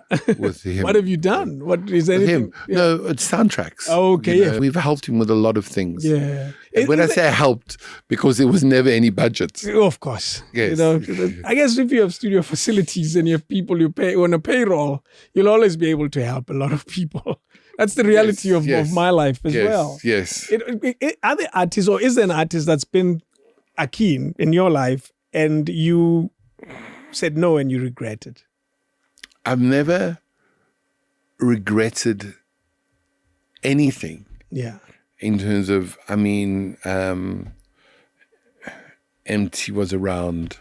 Okay, I turned him and Java down. What? Tell me the story. I'm curious. Okay, so it was late at night. We were shooting. Skyrim Live. Okay, yes. We had this program, Skyrim Live. I know it well. We were shooting it. And then there was a guy called Julundi who was on my fucking neck all the time. Yeah, I want you to hear my demo. And I was like, listen, relax, guy. I'm working. Yeah. We're shooting a TV program. Can you not see? There's cameras. How did he make it? No, he was part of the audience. Oh, okay. Yeah. He was part of the audience. And then, and he kept on pestering me saying, yeah, and you'll never, I want you to come to my where I'm staying. I want you to listen to everybody. I said, oh, later. And he got more and more aggressive, okay, as the evening went on. And then he said to me, yeah, you're just a liar. I said, wait till we finish shooting and we will do something. Yeah, I think we finished about 1:30 or so, okay. The guy was still there. Obviously, I think he'd had a lot to drink as well. And then he said, you're going to come with me. I'm going to take you downtown. Okay? Yeah. And we went down to... See, you indulged this guy. You gave him the time of day. Yes, yeah, because he was... this guy was too much. Julundi, he was crazy, okay.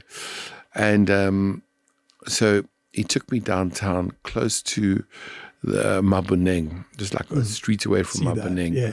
And there was this massive flat. We stopped over there. He said, yeah, now you're going to come. I said, God, like, okay, cool. Like, hop us through. Now it's like 3 o'clock in the morning.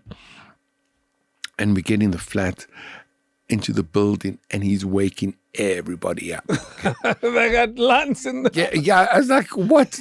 You said he's banging on doors, and eventually we get to this one flat, and then there's a sound system in, and when we get in there, Java's there and MT's there, and they're like, yeah, you got to listen to this. And he played. And at that point, I didn't have, when you've got no space. In your life. Yes. You just like, there's two, and I'm listening. I'm like, wow, okay, this is great. Who is he playing his stuff? Or? No, he's playing their stuff. Yes, okay.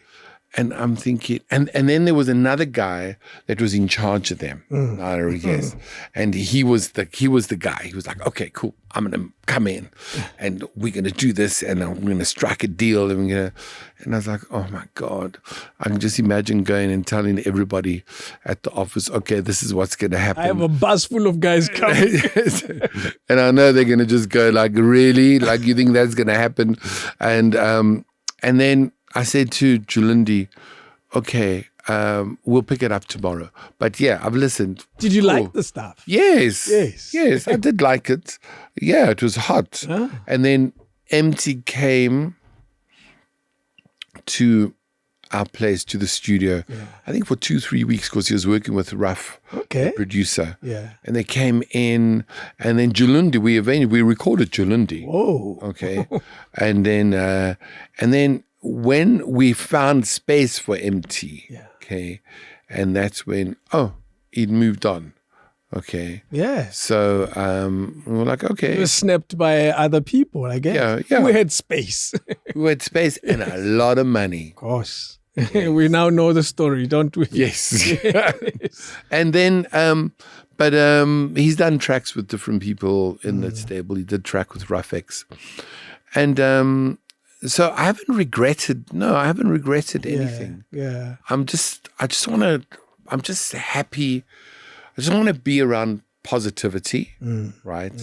And Do you know, it's interesting how these moments happen. Even Clive Davis tells the same story of artists that he didn't get a chance to work with, and looking back, it's like, man, I should have, but it's okay. It didn't happen. Yeah, no. It must have been a better reason than just that moment. Also, I don't think you can't work with everybody. Yes. You know, and also our energies are really different. Somebody might fucking meet me and say, "This motherfucker, yeah, fuck him." All right. I've met certain people recently where somebody said, "No, you've got to," and I'm like, "No, not feeling that person." You know. That person, like, no, I've got enough headaches in my life already. That person is giving me a big headache. Yes. Okay. Do you know one of my favorite speeches by a famous person is by Snoop, when he says, "I want to thank myself." And he says, "I want to thank myself for my diligence, for doing this and for doing that, for making sure that it happens. And I'm grateful to me, and I want to say thank you to me. And I want to give you a chance, and I hope you'll embrace it. For you to acknowledge artists that you think your contribution is the reason they became. What happens after is another story altogether. But you look at them and say, hey man, my small contribution to their lives may have made a difference." Who are those artists that come to mind almost immediately? I can mention them, but I think you're better off. Zola. Okay. Zola was a huge part of my life. Yeah. A major part of my life and my kids and my partner. Yeah. And that was because also what I think gets forgotten is the amount of time, and it's only later on when you reflect on things and you go, fuck, I put like 5 years into this name. And in actual fact, there's no ways in a million years that this would have happened if these things didn't happen. Because talent is one thing. Yeah. Right. And I always believed that, you know, and I only learned later on that, you know, if somebody's got talent, okay, I always believe that, wow, that talent stays with you. It doesn't. Yeah. Strange enough. It doesn't, eh? No, it doesn't. That talent is dependent on the energy that is around it. So if you take that talent and you put it into conditions that is not going to make that talent actually thrive and inspire and be given the wrong energy, that talent will die. Yeah. And that is really sad because... And a dying talent is far more frustrating. Yes. Than someone who has nothing. Yes. Because you will always reflect on when that talent was at its peak. Yeah. And there are certain people globally that I think that you can see that because of the right energy that they've had around them, their talent will last for decades. And they're still doing stuff. And it's like, you know, so Zola, Josie as a whole, as a group, Props the City, Tooks, DJ Cleo. You worked with TS Records at some point? Oh, that is a whole movie. Well, I didn't work with TS Records. We set up TS Records. Yes. Well, in that sense. No, we had funded TS Records from the beginning. Which is probably why I phrased the question the way I phrased it when I said people you would point at and said the existence of that. I played a role. No, I'm not feeling bad. Don't it's take just it that, badly. No. Actually, yes. TS Records. Yes. Definitely. Tasso was a person that I'd mentored. Yes. Right. Through Impact. Impact Records. Yeah. And there's there's a lot of people that I've most probably forgotten.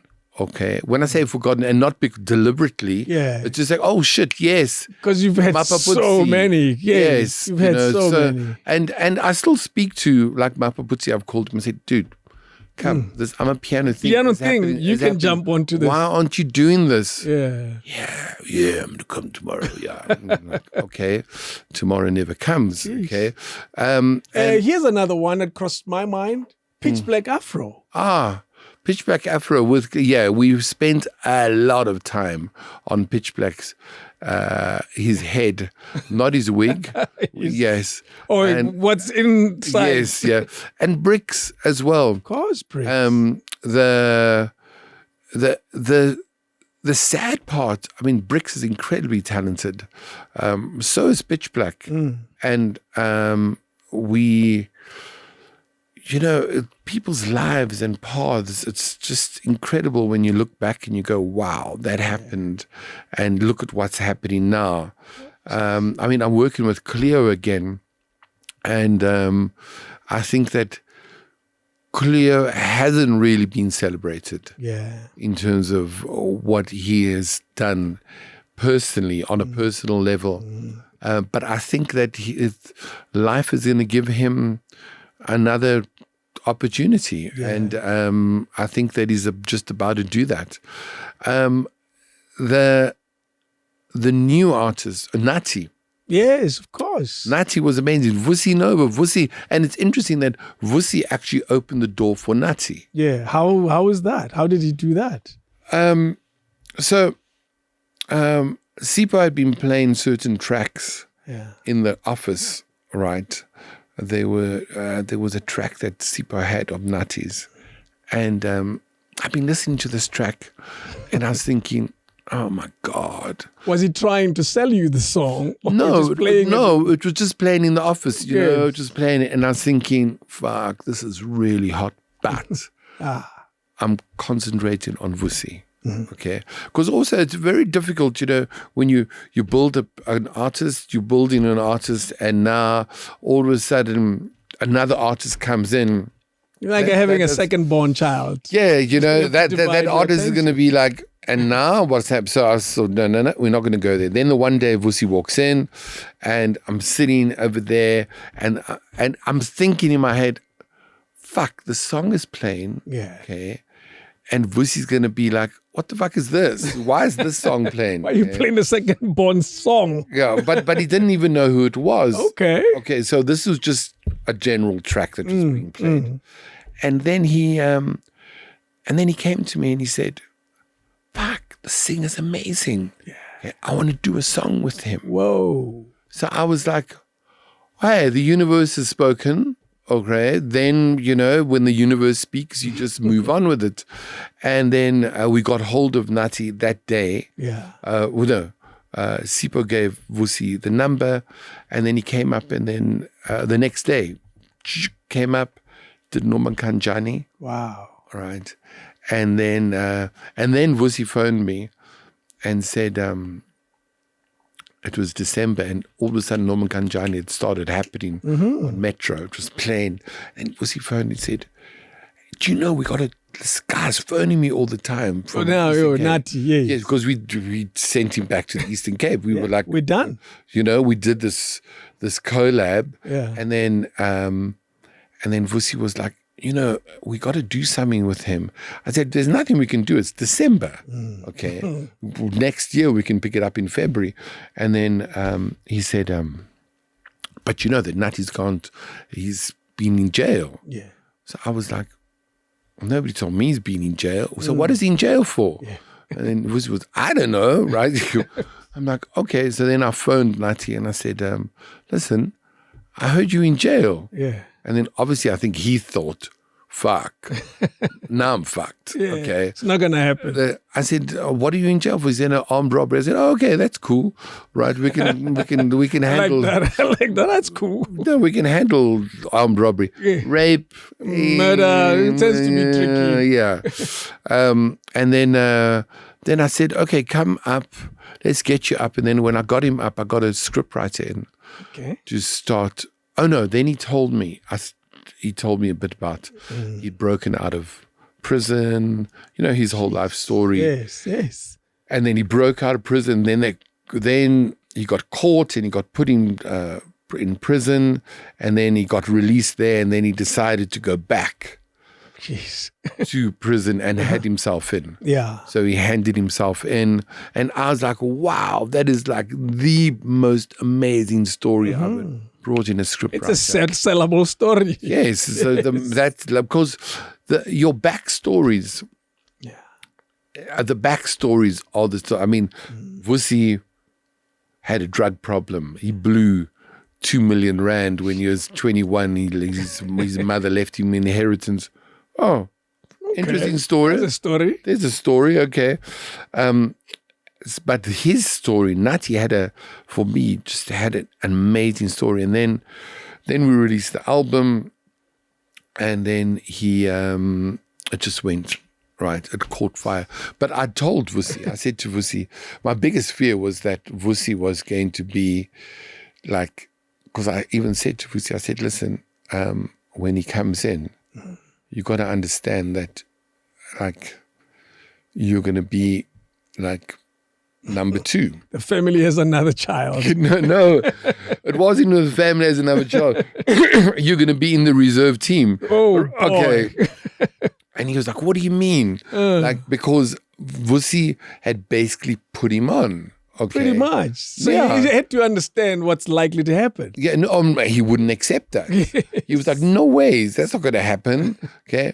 I said, believe me, it's going to happen. And then it happened, and then Vusi was like, what the fuck is this? Okay. With that one album. Yes, yeah. But what was amazing for me was the spirit that Vusi embraced it with. Yeah. Okay. He really embraced it, and he not once while that was raining did he complain. He never complained once, and it was hard. You can imagine. Your major artist goes on stage. There are 30,000 people that have come to see him. Yes. Okay? Vusi does Norman Conjani with him on the 3rd song. Everybody's still excited. Okay. He's done. He moves off. He moves off because he's going to come back later. Right. Vusi does another 2 songs. Okay. Those people are not happy. Oh, no. They are not happy. And not once did Vusi complain. He just took it in his stride. He actually, I think he performed even harder. Yeah. Okay? Nobody was going to take him off that stage. So it was a good and a bad thing. Well, a bad and a but no, because the promoters would be sitting on the side saying to me, dude, this guy must get off now. We need to bring the other guy. We need to get this thing out. The people they going, change, yo. And then when Vusi released when Tandiwe, that turned, and then I could see, oh no, there's a whole, because the one thing that Vusi has got, Vusi is an incredible performer. Yeah. He just loves we've stage. worked with him. We've called him yes, of for course. his service. That's so, right. That's so right. we know what he does. Yeah. We enjoyed editing his work. He's amazing. He captures the audience. Yes. And we didn't have an audience. Yes. But he captured us behind cameras. And I remember thinking, what? I must tell you, we've done so many of those shows during that time when there were no audiences. And not a lot of artists were able to pull off performing without an audience. It wasn't easy. No, it's not easy at all. At all. No. And Vusi was one of those artists that did it without even flinching. He was fine. I think he had an audience in his head. No, he can perform to his dog. It's fine. He will just like, yeah. He'll give the best show. He'll give the best show, right? Cooper will be there. He'll be like, yeah, Cooper's my man. So now, Vusi clearly is one of those artists who you look at and say, yeah, that's me. Well, I'm not taking away from their talent. Yes, I'm really giving you, young people say, your flowers in terms of how, if they hadn't called you or spent a minute with you, maybe their careers would have taken a different route altogether. His career would have definitely taken a different route. Yeah. Right. We were very fortunate that, we had worked together, and the first album, actually the song that really got him the spotlight was I'd Rather Go Blind. Yeah. And not even an original.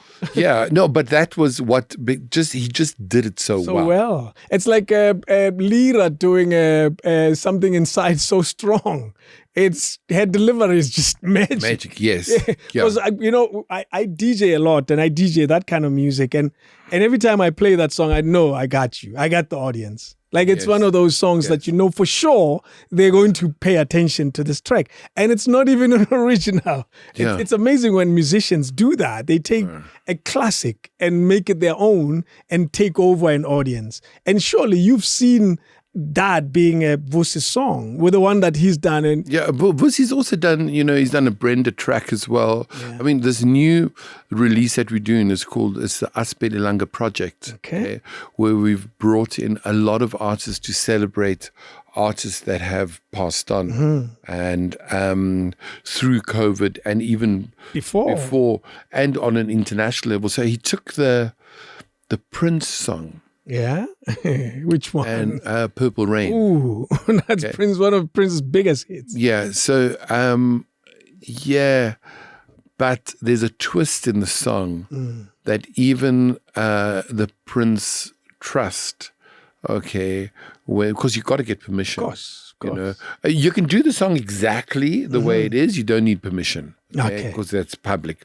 But if you change anything, you need to get permission from them. And we had brought a choir in, right? And the arrangement was just blew them away.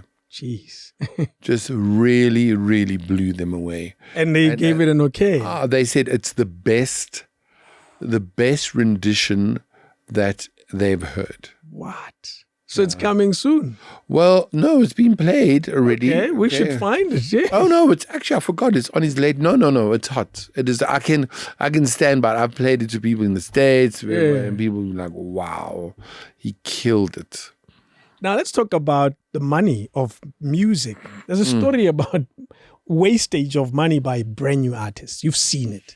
Even now, you made reference to a 2 million. That was way before, and that's Vusi. You've seen people come from the hood with nothing.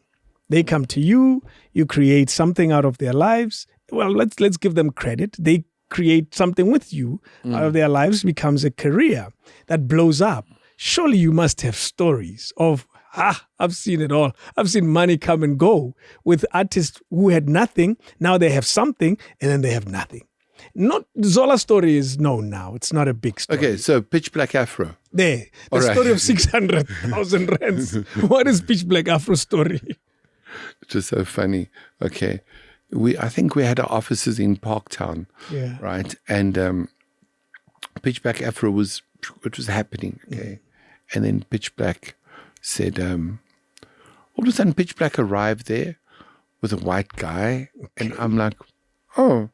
And this guy had an American accent. Yeah. And Pitch Black said, oh, yeah, this is my lawyer. Oh, okay. So he said, yeah, I've come to have a meeting with you guys because I met Tulani, and Tulani says that he hasn't been paid any money for his... That's the lawyer talking. Yeah, that's the lawyer talking. So I'm like, oh, okay.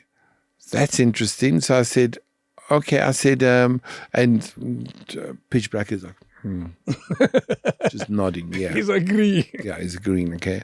I said, okay, cool. We'll call the accountant. Got the accountant together. And I don't know where Cleo was at the time. I think Cleo was... Because they used to make music together. Yes, yeah. Cleo was somewhere else because it was a joint venture between us and Cleo. Yeah. But we were paying royalties and paying artists and everything. And then, so we got around this table and I brought the accountant in and there were two other people. I think I was sitting like here and then the accountant was... He had his laptop open there. The American lawyer was there. And then Pitch Black was there. And then somebody else. And then we said, okay, like 10 minutes later, got everything out. And then he's asked him. So I said, okay, so here are the accounts just to show you what has gone into his bank account. Mm-hmm. Okay. Mm-hmm.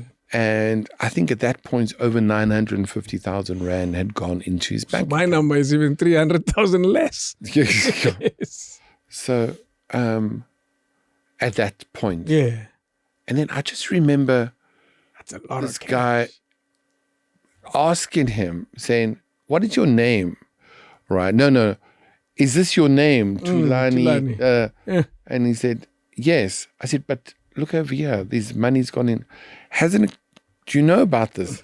And then Pitchback was like, oh, yes. And then, but this and this and this and this and this. Oh, it's like this whole thing just, and then I said, so where's all this money gone? Okay. And then he had, I think he was trying to do something in New York. Okay. It was a project and somebody else was in charge of it and in charge of his account and everything. So that just like went out. But it was interesting how quickly the story changed from the the accountant, lawyer. yes. Yeah. For the American lawyer. Yes, he was like, whoa. Okay. Yeah. And interesting enough, he had stopped on the road to help Pitch Black because Pitch Black had a flat tire. That's simple. In Pretoria. Yes. In Pretoria. And then Pitch Black spun him this big story. that I'm there. And then he started. I'm enslaved by a record label. Yes. And I think that also there's this notion that see, once you start, thank goodness we've got records of everything. Right. And the records actually help. Because if you don't have records, you can be in deep shit. Yeah. So when people come in and they make accusations, you just go, but yeah, this is what's been transferred. This has happened. Yeah, this is how much this is earned. And it's very simple. And it's pretty transparent. No, it's completely transparent. There's no, the problem always happens when there's a person in between. Because that person must obviously also eat somewhere. And I'm saying that with all respect because, I'm listening to artists now, okay, who have been ripped off by people, and I'm trying to help them. Yeah. Okay. So I'm looking and I'm like going, okay, and then sometimes, and you try and tell that artist, you've got to remember everything. Jeez. Everything that has happened between the relationship between you and this person. Yeah. Because that person is going to come and say they've given you money. If they've got proof that they've given you money, then you're making me look like a fool, right? And you're going to look like a fool in the end, right? So you have cases like that right now, or probably all the time. Yeah, no, I'm trying to assist artists in terms of trying to get there. Yeah, what's due to them? What's due to them? Only because they're incredibly talented, number one. And also, when I look at what this person is doing, no, it's wrong. It's completely wrong. Yeah. And, at the moment, we're definitely in the wild, wild west. Jeez. On every level. What has brought about the wild, wild west? That description, yeah. Look. In recent times. Look, people being killed at the moment. They're just being taken out. Yeah. It's like, and that's what I'm saying, it's the wild, wild west where the law is even paralyzed in terms of what they can do. DJ, somebody just got taken just out. Like that, yeah. Yeah, Imagine that. And And you'll be very surprised what people will do for money. Because this is all about money.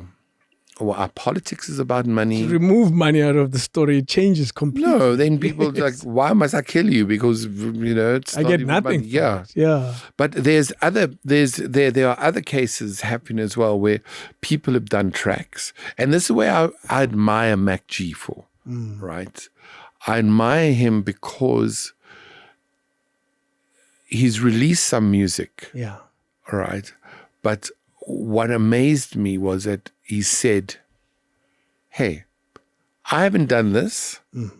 This is not my production at all. It's somebody else's production, but I'm putting my name to it. Okay. And if more producers actually did that, okay, that is amazing. I was shocked. I didn't even know that when I was speaking. When somebody else told me, "Oh wow, we did that." Okay, maybe he's in a position that he doesn't really have to. He's in a much better position in that context, you know.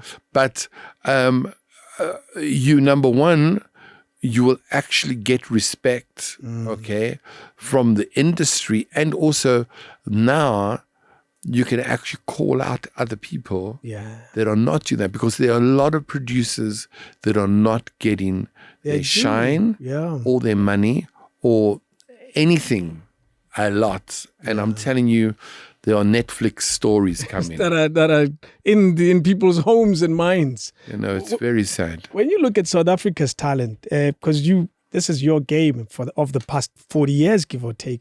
Where do you rate us, South Africans? Because I think we are quite a special nation, musically. Yeah, yes, I think definitely. No. We're also special in crime.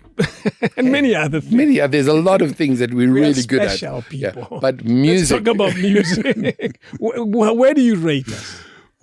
I think that if we had...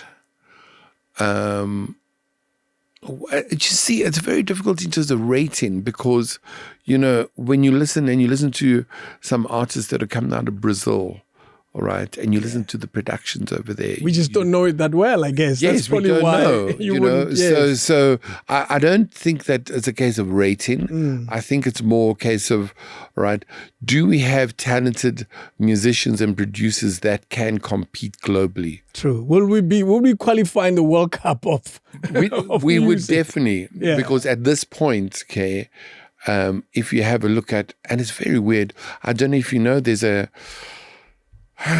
one amazing record company musician, etc., Clive Kelder. Yeah. Okay, where he's, as an independent label, he's been paid the most money. Jeez. Yeah, I think he got something like $6 billion.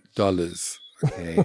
As an independent. For his label, he had Jive Records. Yeah. Okay, and under his label was Britney Spears, R. Kelly, blah, blah. Yes. He had the roster. That catalog is amazing. And then he sold that to BMG.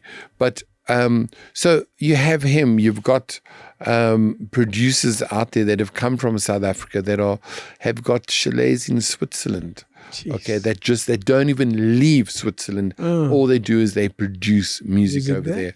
You've got a person like Trevor Jones, who's from District 6, okay, who does incredible work globally, okay, that he writes for. He's the top 4 composers in the world in terms of, So it's interesting that Amapiano's come in and is taking that spotlight, okay. Sean Majosi just went boom, hit out over there. I think there is a problem in terms of what is going to carry on the South African music legacy when the likes of Hugh Masekela, Miriam Makeba, many. Yes, and also people that have passed on. Okay, so because there was that South African sort of musical circuit that used to happen, that used to cater for people who just loved the South African sound. You think the appreciation, though, for South African sound is still there globally? Because what Mapiano is doing is unexpected and unprecedented. Yeah, that's catering for another audience. Yeah. because you've got separate audiences in different age groups, different age tastes, groups. and all of that. I mean, there's a lot of people that are listening to I'm a Piano that just wanted to die now. Okay, they wish they could assassinate it. Yes. Yes. But they look, it's growing. It'll stick around for a while. No, it's going to be around for a very long time because the age group that controls pop culture is between 12 and 24. That's it. I don't care what people older than that say. Yeah. We like whatever. Okay. If it's too loud, well, don't listen. Go somewhere else, Yeah. You can't control that. You Yeah. have to just appreciate it. Yeah. What is the most common reason artists leave record labels? Or not record labels, Anywhere. Yeah. Anywhere. It's growth. Right, that they feel that they're not being looked after. They feel they're being shortchanged. They have fights with people. But mainly it's money and growth. They feel that they're worth more than what they're earning. And 99% of artists that leave labels or leave their first strong management, that make that first big hit, never tend to actually come back to that place. Yes, to that plateau where they reach that height. Yeah. Why is that? I think that there's timing. All right. So with us, we used to distribute through EMI at one point. We distribute through everybody. Okay, but at this particular point, it was EMI, and the majors are ruthless. Yeah. And when I say they're ruthless, the majors are actually not about artists. The majors are about market share. They're about numbers. Yes. Yes. It's market share. To them, you're not Michael Jackson. You're a number. You are, it's market share. Yeah. And, people can say that bullshit, right? It's not. That is what it is. Okay. So you'll have an artist that, I'm looking at an artist, I'm a major, for example. I'm distributing this record label, this little record label that's coming through me. I'm the big daddy. And in my list you have other smaller guys. Yes. Now I've got my stuff that's happening. Okay. But now I'm also distributing your stuff as well. Okay. Yeah. And I'm distributing other people's stuff. I'm distributing a lot of people. Okay. But now constantly, your stuff that's appearing on my charts, because don't forget that I've got my own charts that I'm looking at that reflect my product and your product. And all the time, I'm seeing your shit on there all the time. And it's doing well. It's doing well. It's like, what? This fucking guy, what the hell is going on here? Okay. And then what you are going to do is you are going to poach those artists. The artists that belong to the smaller guy. Yes. Because you can see how they are well they're doing. This is about market share. So you're going to go and you're going to say, dude, come on, man. We can give you more. I mean, it's football. Yeah, it's players. It's players. Yeah. It's the world. And unlike football, football has seasons. There's moments where you can talk to players. Yes. Here you can do it anytime. Yeah. At any point you want to walk out of your contract, you just like say, the major will say, don't worry, we'll fix him. We'll buy you out. Yeah, we'll not even buy you out. We will fix him. Right? They'll fix the smaller guy. Yes, of course, because, you are playing in a pool where there was a very interesting thing that happened with Sony. Yeah. When I went up against them with Scheme. Okay. I don't know if you remember. I remember Scheme well, that era. Yeah. Do you remember? Well, in 1997, we went and we burned contracts in front of Sony. Jeez, I don't remember that scene. No, you can Google it. It's there in the Mail and Guardian. It went. So what had happened was I was busy speaking to Sony, okay, and we were going to do a distribution deal with Sony, and they were talking to me. We had Scheme, we had Odemeister, there was Prophets of the City. We were still young. It was still quite bubbling under. Bubbling, yeah. And then, and I'd been talking to them and they were like very excited. Yeah, we're going to come in. And I was like, okay, great. So I had 1 or 2 meetings and then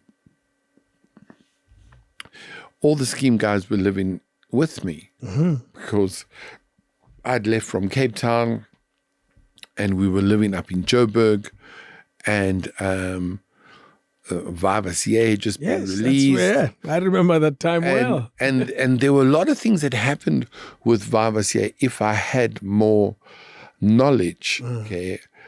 Because what I didn't even know at that time is that even the company that I was distributing through were really pissed off that Vavassier was number 1. Jeez. Right? They were because they wanted their artists to be number 1. We were just being distributed through them. Okay. So there were a lot of things that happened between the distribution company and the sales, right? Because the sales is your front line. That's what reflects your hard work. Yes, and also in terms of visibility in stores, etc., etc. So Sony had approached and said, because Sony had just set up shop here, okay, and Sony approached me and said, okay, cool, we'll do a whole deal. What I didn't know was behind the scenes, they were speaking to Scheme behind my back, okay? So I didn't know this at all. I'm like, I'm carrying on as if things are normal. And then I wake up one morning and I'm like, why is the place so quiet? It's like, because you live with these guys. Yes, we live in the same flat. Yes. This is so weird. Okay, cool. Anyway, I get a phone call because I get a phone call from somebody at SABC, a friend of mine, that says, listen, dude, do you know that Sony is signing Scheme at this minute? I said, it's impossible, but I'm talking to them about a label deal, right? Well, they sleep here, but they're not here. Right now. But these are guys I would know. Yes, I would know what's happening. They would have told me that, So I said, listen, we're just telling you this, okay? Anyway, I get into a taxi. I'm like thinking, how am I going to handle this? This is crazy, okay? So I get a taxi down to Sony. They were still on... probably where they still are. No, they moved in... Where were they? They were Dunkeld. Opposite, yes, They were Dunkeld, that intersection. Yes. Oh, yes, opposite Stacks. You know it well. Yes. Opposite Fornos. Yes. And then I'm like... So I arrive there with the taxi and I go in. And when I go into the reception, the security guard comes and says, you can't come in. What? So I'm now at the reception and the security guard says, no, you can't. And I'm thinking, what the fuck? Okay. And then by accident, one of the people that I was having a meeting with the day before, he walks past and he sees me and I scream his name. And he looks down and I'm sure then when he thought, fuck. You shouldn't be here. Why am I looking down? Okay. And I'm saying, hey, what's going on? The security guard, He says, oh, I'm coming. Okay. So person comes down very slowly. Okay. And I'm thinking but now I'm furious. Yeah. I'm fucking fuming. Okay. Jeez. So he comes and he says to me, so I think, okay, I'm not going to make a scene. Okay. Let me just take the person into the boardroom because there's a boardroom just off the reception. Off the reception. Yes. So we go into the boardroom and then I said, listen, I'm hearing the shit. Okay. If this is real, I promise you, I'm going to break every motherfucking window in this place. I'm going to cause so much shit that you will. And Lance will never do that. Never. We're brothers. How long have we known each other for? We've blah, blah, blah. And I'm like, I'm just telling you. Then he says, I heard that they went to EMI. They were here, but we told them to leave. Okay. The plot thickens. Went to EMI. Okay. They went to EMI. Okay. So at that point, okay, And I'm friends with these guys now. Yes. No, now. Like Yes. The very people. The very people. No, we can talk about it, right? Very civilly, okay? And then he said, okay, so I said, okay, I'm going to leave, all right? And then at that very point, directly upstairs, the group was. They were signing. Everything was happening. There was chicken licking on the table. I was like, wow, okay. But I find this out later on. Yes, obviously, I don't know anything. You believed they were here. I believed, and they left. Okay, so I go outside. Now I've got to get a fucking taxi back to Yeovil. I know, what road is that? Oxford, I think. Oxford, but no, I was getting a normal taxi. Yeah, no, I know. Taxi, yeah. Okay, yeah. Yeah, I wasn't going to be like, Yeovil, Orange Farm. Here we go. You right? know it well. Orange Farm. So I'm like, I get back to Yeovil and I'm thinking, like, I wonder where the guys are. Like, fuck, man, this is like, so I'm thinking like, oh my God, how am I going to handle this? Okay. This is like fucking crazy. Anyway, the guys come in. Because they have to come home. All this shit's there. That's okay? crazy though. Okay. And then they come in. I said, oh, okay. So you got something to say? Like, what's going down? And then, no, Sony said we mustn't talk to you. Okay. No. I first asked, so, because I didn't have a contract. With these guys? Yes. You were working on trust. Yes. We didn't have a contract at all. And then I said, listen, Land. Well, hey, there's a lot of people I work with no contracts.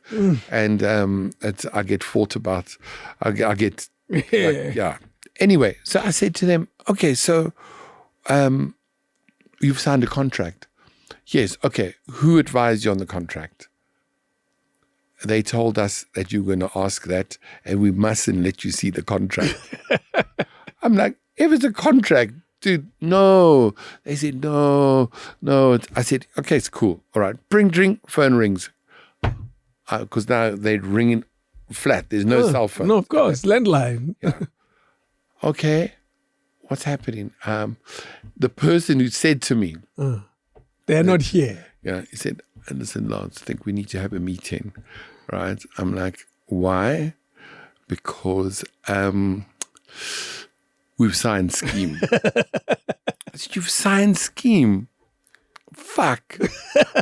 Great. Let's have a meeting. You were robbed. No, I said, let's have a meeting. Oh, I thought, okay, cool. So now I'm trying to think, how the fuck is this meeting going to go? All right. Because I've also got to keep my cool as well. Of course. So I went into the meeting and I thought, okay, the only thing I can do with this meeting is record everything that is said in this meeting. True. Okay. Jeez. And then I sat there and I had a bag. I recorded everything. And there were a lot of things that were said in the meeting that was just not favoring the group. You know, where it's like, no, Lance, we just want to, the group is nothing. Okay. We just wanted to make sure we got the group. Now we can do the deal. Okay, that we want to do. So they still had room to do a deal with you. Yes. But the group was just so that we went through with this deal. Okay? I'm like, oh, okay. So I said, so who advised the group on the contract? And they said, we did. Oh, okay, that's interesting. Okay, fine. Okay, cool. Then went back, played to the group there. This is what went down. They were like, oh, shit. Okay. I said, do me a favor. Just take that contract and go and find somebody neutral to look over the contract. And then they were like, okay. Then they went and they took it to a couple of people. And then they came back. They said, no, we got to get out of this contract. What? Right. So I was like, okay, what are we going to do? They said, no, what plan can we do? I said, okay, I've got a plan, right? We take this contract. It was a very thick contract. Okay. We're going to make 100 copies of it. And then we're going to go outside Sony and we're going to burn it. Okay. I'm going to make Process. We're going to take it. Brian, I phoned MTV up. I phoned Mail and Guardian. I phoned everybody. So there was a whole big press conference outside the thing.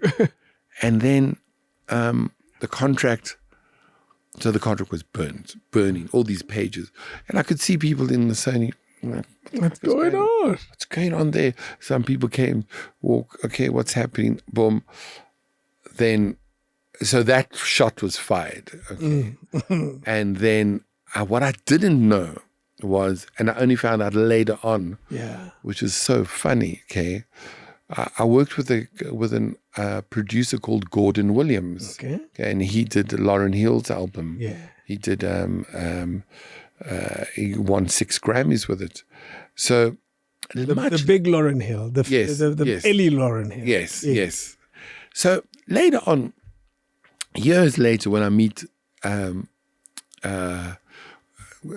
Gordon in New York, and we meet, and he says, "Oh, so you're from South Africa? Yeah, great, okay." And then he says to me, "You know, it's so weird, hey? I was in an office with the CEO of Sony worldwide, right? In South Africa? No. Okay. In New York. In New York. Okay. And then we were having the meeting because I was going to do new tracks for Mariah Carey, okay? And this person was going out with Mariah Carey as well. Oh, yeah, I know that superstar. That superstar. What's that guy? I remember that. You remember that guy. Okay. Yes. So they just so funny. He says to me, I'm sitting over there, the phone rings, and he says, just hold on. I'm going to takes a call, and he says, what? Okay. It's a call from South Africa. These people are burning contracts. I said, what? Like he's going. So he went a bit crazy and he said, well, just fucking take that guy out. Do whatever you need. Just squash him. Okay. So he doesn't know what's happening. Gordon's like, oh, okay, so what's going on? No, there's some fucking guy in South Africa causing a scene outside the outside Sony, burning contracts and doing things. And then he said, really, why? What is, I don't know, but they need to squash him. They just need to squash it. It doesn't happen outside Sony at all. Like, so they're going to, but no, then. When he tells you, he doesn't know you are the guy. Then I said, fuck, that was me. Okay. And he's like, wow, that is amazing. Because he never got to do Mariah's thing. So he was like, yeah. Anyway, so then what happens then is also crazy. Jeez. So then I get a job at Polygram. Okay, they asked me to run their local division and still run Ghetto Rough parallel to it. Okay. So we're busy releasing Scheme Salute, okay? And so that contract is gone now. Which one? The Burn contract. You kind of technically. No. So obviously, if you burn a contract, it doesn't mean it's gone. I know. That's what I'm trying to understand. What happens with the legalities? I'll tell you now. Okay. So now we release Salute. Okay, and we're like, yeah, fuck Sony, yeah, whatever, okay. You're being rebellious. And then, like, I'm sitting there, and then sheriff of the court comes. Boom. I don't even know who's the sheriff of the court. Who are you? I've got something for you. You're Sam. Boom. And I'm like, okay, what is this? Okay. Just sign over here. Oh, okay. Like, I'm thinking, like, fuck, what's open this thing, check. And I'm like, I actually missed a beat. Of course you would. I'm like, yo, yeah, they sued me for 32 million. So I'm like, 32 million? I'm like, what the fuck? Okay. That's me done, okay? Forever. So I'm thinking, yo, I like sat down. I'm thinking, yo, okay, this is going to be hard. How the hell am I going to get out of this? Okay. Because obviously Sony were saying, no, the guys signed the contract, okay? You went and recorded an album. You know that they got a signed contract. Now we suing you. For that album. Yes. And for the money attached and. Yeah. But anyway, it was. What an adventure. An adventure. That was. How did you get out of it? Did you get out of it? No, or are what you still paying 10 rands a month to the 32 million? To Sony. No, what happened was the CEO of Polygram at the time. Yeah. Obviously, it was very different, I think, in those days than now. The CEO of Polygram knew the CEO of Sony. They knew there was a big boys club happening. And he phoned and said, listen, I think I need to see you. Right. Yeah. He said, listen, I hear that they're suing you and we've released the album, right? So you've got to come settle this. I said, no, fuck them. Right? You're still rebellious. No, they said, no. I said, we want to publish their full contract in the Mail and Guardian. Right? So that people can see what this contract says. Okay? And then he was like, the CEO was like, no, come on, just like, can you just give them the money back? Yeah. Okay. It was settled that way. The money meaning the album. No, the money that because what they were pissed off about was they had given Scheme money. So there was some... Yes. Yeah, some sweetener. Yes. Let's keep you... That's besides the chicken. Of course, they got chicken and some cash. Takis are so cheap. Man. Was it a shitload of money? Or it was just... No, it was 20,000 rand. So he said, give them that money back. Yes. Not the 32 million rand. No, the 32 million rand went. But it was I think the big thing, because also what I also did was I'd emailed every single Sony office around the world and complained about them stepping into South Africa and just fucking up local record companies. Yeah. So this sort of like multinational, that whole thing. So I think for me, the two funny parts of the story was Gordon Williams being in the office of at that particular time. And then the other thing with me being served with a 32 million rand lawsuit. I thought it was funny. So many crazy stories. Bongani Fasi's relationship with you. No. What is that? Look at your reaction. Oh my God. I'll tell you why it comes up in my head. Because I love his jazz album. His jazz album was amazing. Yeah. And that was it. Actually, that was it. When Brenda passed away, I wasn't the person that wanted to help Bongani. Yeah. Delphine, my partner, had watched Bongani at the funeral when everybody was in the background. There was Chico, there was the president, there was everybody. Yes. And president here, we're talking Nelson Mandela.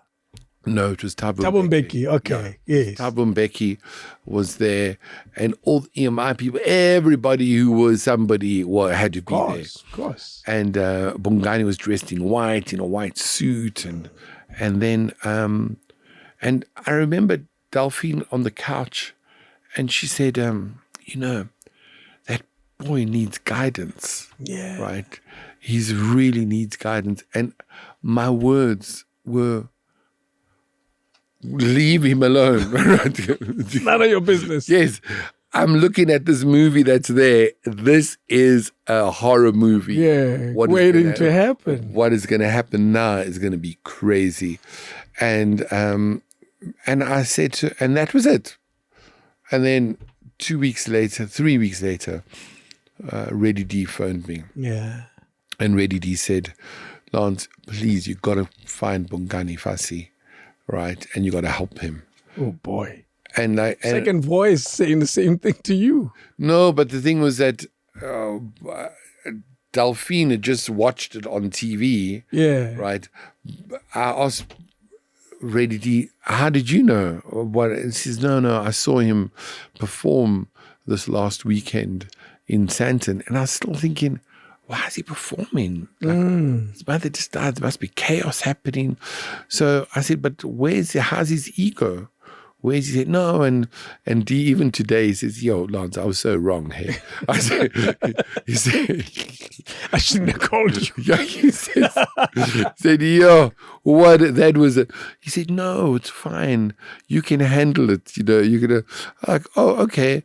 And then it took me like 2 weeks to find him. Yeah. I'd phoned, because I had a relation with Caroline. Okay. Fassi. Yes. And I'd phoned her a couple of times. And I said, listen, I'm trying to get hold of Bongani. I've got this number, but it just rings. And Caroline, in her wisdom, tried to like, no, I don't think, She was just like dodging. And then I got hold of him the Saturday morning. And I like got hold of him, and then I went around immediately. It was Saturday, 8:00. And I thought, okay, I better get down there. Yeah. And then what I saw was really not cool at all, right? And it doesn't matter what other people say. That time, it was chaos, right? And then the only way that I could see something happening, and I made it very clear to him that I'm not interested in Brenda, right? Or whatever. Yes, I'm not interested in the state. I'm not interested in Brenda. I'm interested in what Reddy D spoke about. And D had actually, and then when I was there, he played me some stuff, and I was like, okay, that's interesting, right? And then Deleuze was there, and then but he also moved around with quite a lot of people. Yeah, it's always an entourage. Yes. And then I managed to cut the entourage down, and so he let you play a role in his life. There was little resistance.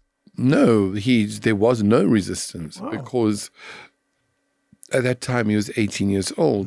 Okay. And I moved him from there to, strange enough, the studio. Yes. I think that's where I met him. Yes. I moved him there. Yeah. No, that was the first time, because there was a couple of times in and out. It was up and down. Yeah. There was a lot of times. Yeah. And then when he arrived, so he was there, and then, I used to get a lot of, there's jealousy amongst people, etc. For me, I really felt that I needed to give him more attention, right? And the reason I needed to give him more attention was because he had no support system at all. Yeah. Okay? Yeah. And that might have looked different to other artists or to even my own kids. Whoa, it went that far. Yeah, no, because my own kids were like, later on, they were like, Dad. Dude, what the hell? No, when things blew up. Oh. Like, we saw this coming. Right? But you don't seem like you did. I'm very, what is the word? Blind when it comes to people's talent. Yeah. They blind your yes. So your logic and wisdom. my logic goes out of the window completely. I'm now faced with so the relationship became more like a son. Okay. And there was a lot of help that happened. Yeah. And guidance that ultimately just like wasn't listened to. And that's why the thing that I said earlier about the people you surround yourself with are the most important people that are going to help your career in the long run and your creativity. So if you don't do that, if you don't have the right people, then you will, it won't, your full potential will not come out. You were the right person. No, I was the right person. Yes. No, 100%. It still found it difficult to flourish. His talent. No, his talent did flourish. That's when the jazz album was released. After the jazz album. Yeah. When Josie happened. Of course. When when that happened, that was him flourishing. Then, after he decided to leave the group, because we never kicked him out of the group. We could never do that. Okay, there were problems that had been happening, and also I think the problem started with friends and people around. Yeah. And so you were not with him 100 of the No, time. I couldn't It was be. not No, possible. no. Also, people want to hang with their own age. course, I mean, I can't be hanging with him all the time. Yeah, it's an interesting story because the legacy of the name is so big, of Yes. the Farsi name.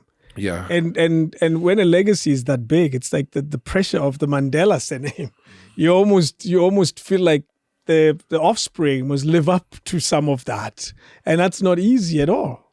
And when you look at Brenda's legacy and name and contribution to culture, you expect the offspring to play along. And I look at him now and I say, man, there was a lot of potential there. Because I fell in love with his first album. I fell in love with what he released. It was such an unexpected jazz album from a young guy like that. And you listen to it, it's like, how the hell surely there's a lot of talent here. But we didn't see much of it years later. And even now, I still pray for his talent to be seen someday. Yeah. Do you still have a relationship with him? At the moment, we are, we've got a legal relationship with him. Ooh. Okay.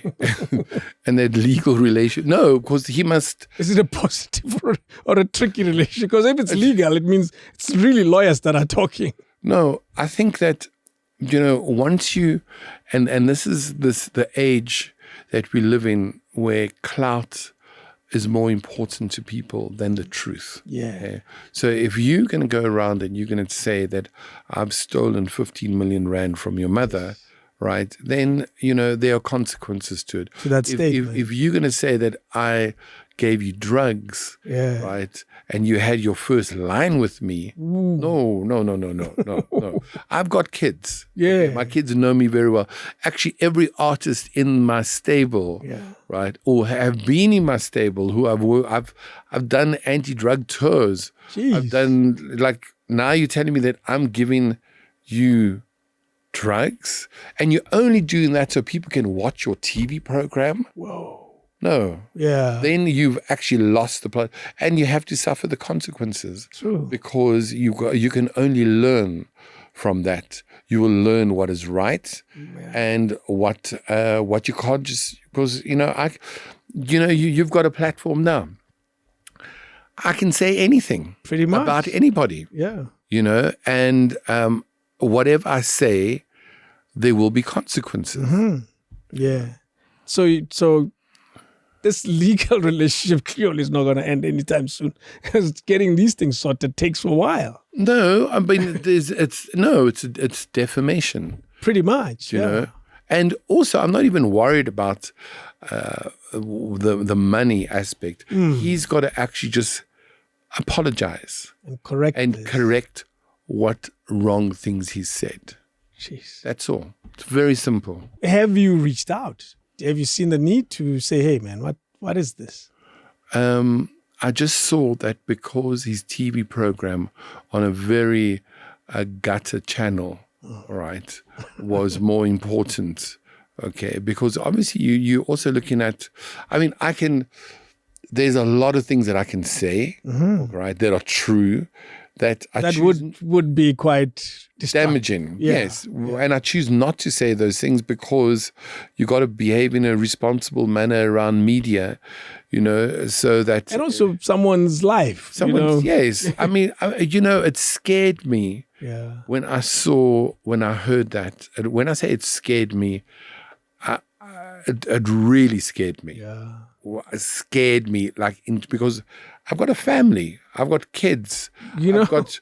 Then you have associates. Yes, and then I've got some other person behind saying, no, he feeds drugs to everybody in the industry. Oh boy, he's got the whole industry under drugs. Okay? It's like, wow, I didn't know that I was Al Capone, or it's like, no. So I had McG ask you, so where's the drug room?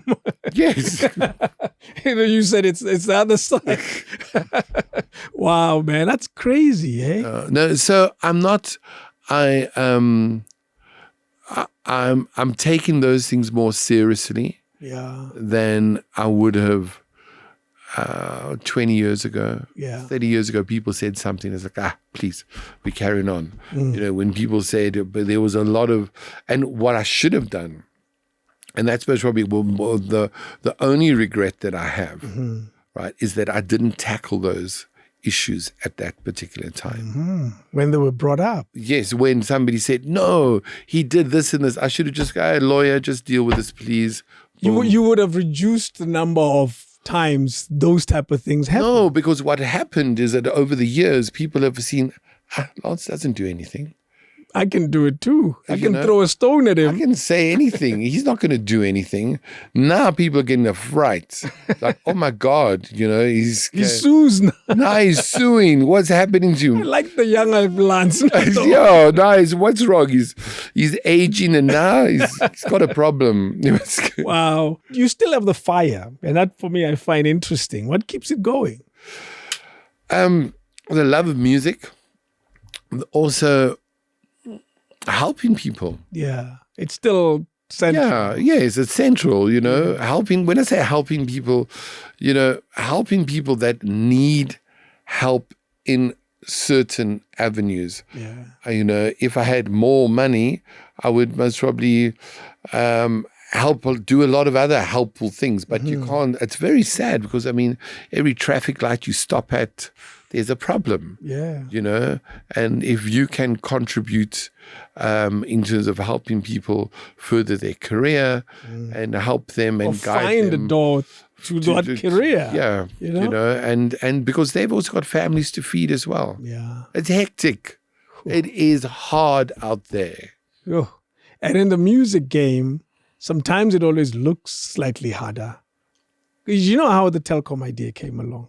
I got a call from an artist Oh, really? that said, I don't have money. That's how the telecom idea came about. And I was right here during hard lockdown. We're sitting, Oh, and this person reflected on, and I'm using the word reflect because what he was talking about hadn't happened. And he was saying, I can tell how much I have and I can tell how long it's going to last. And he was painting a gloomy, gloomy picture. And I said and started typing out an idea. And I sent it around to 100 potential sponsors. 6-7 months later, Telkom said, actually, it's not so bad. Let's try it out. And that's how the Telkom idea came about. So when you say it's hard out there, it's hard everywhere. It's hard in our lives. But the music game seems to have just as much challenges as everywhere else. Am I correct? I think there are more challenges in the music game, and the reason why is because everybody wants to be a rock star. Everybody wants to get famous. Everybody wants, because now, with the advent of social media, everybody is a star. Almost instantly. I've got a Twitter account. Even if 10 people are following me, fuck, I've got an opinion. To those 10 people, you're the man. Yes. And in actual fact, I can see your photograph on Instagram. And I've also got a thing on Instagram. And actually, I'm better looking than you, right? Yeah. And people, it's just, we're living in very crazy times. And with all the fame and no money, it tends to go to the head, is it?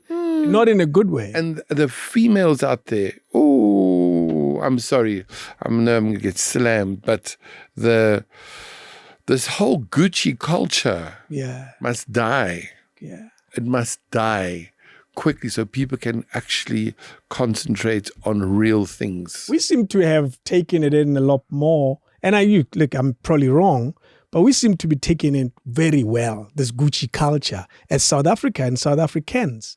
Why is that? Why is it about us that we want to shine brighter? You know, it's funny. I meet somebody in the Val, okay? And then they're saying to me, no, there's a whole Italian thing happening in the Val. Do you know Matalians or something? No. Do you know? Okay. But see, yes, they wear Italian clothes. They got the Italian flag. It's like everything is Italian. I said, you are joking. You are like, no, Lance, you got to understand. We got to wear the right clothes. But why have we done that in South Africa? What the hell happened to us? You know, I think that we've just lost we've just been infiltrated by so many other cultures. Yeah. And this fucking TV bullshit. It's worse now with social media. And social media, else. everything. It's just, and also you don't have enough, look at the influencers these days.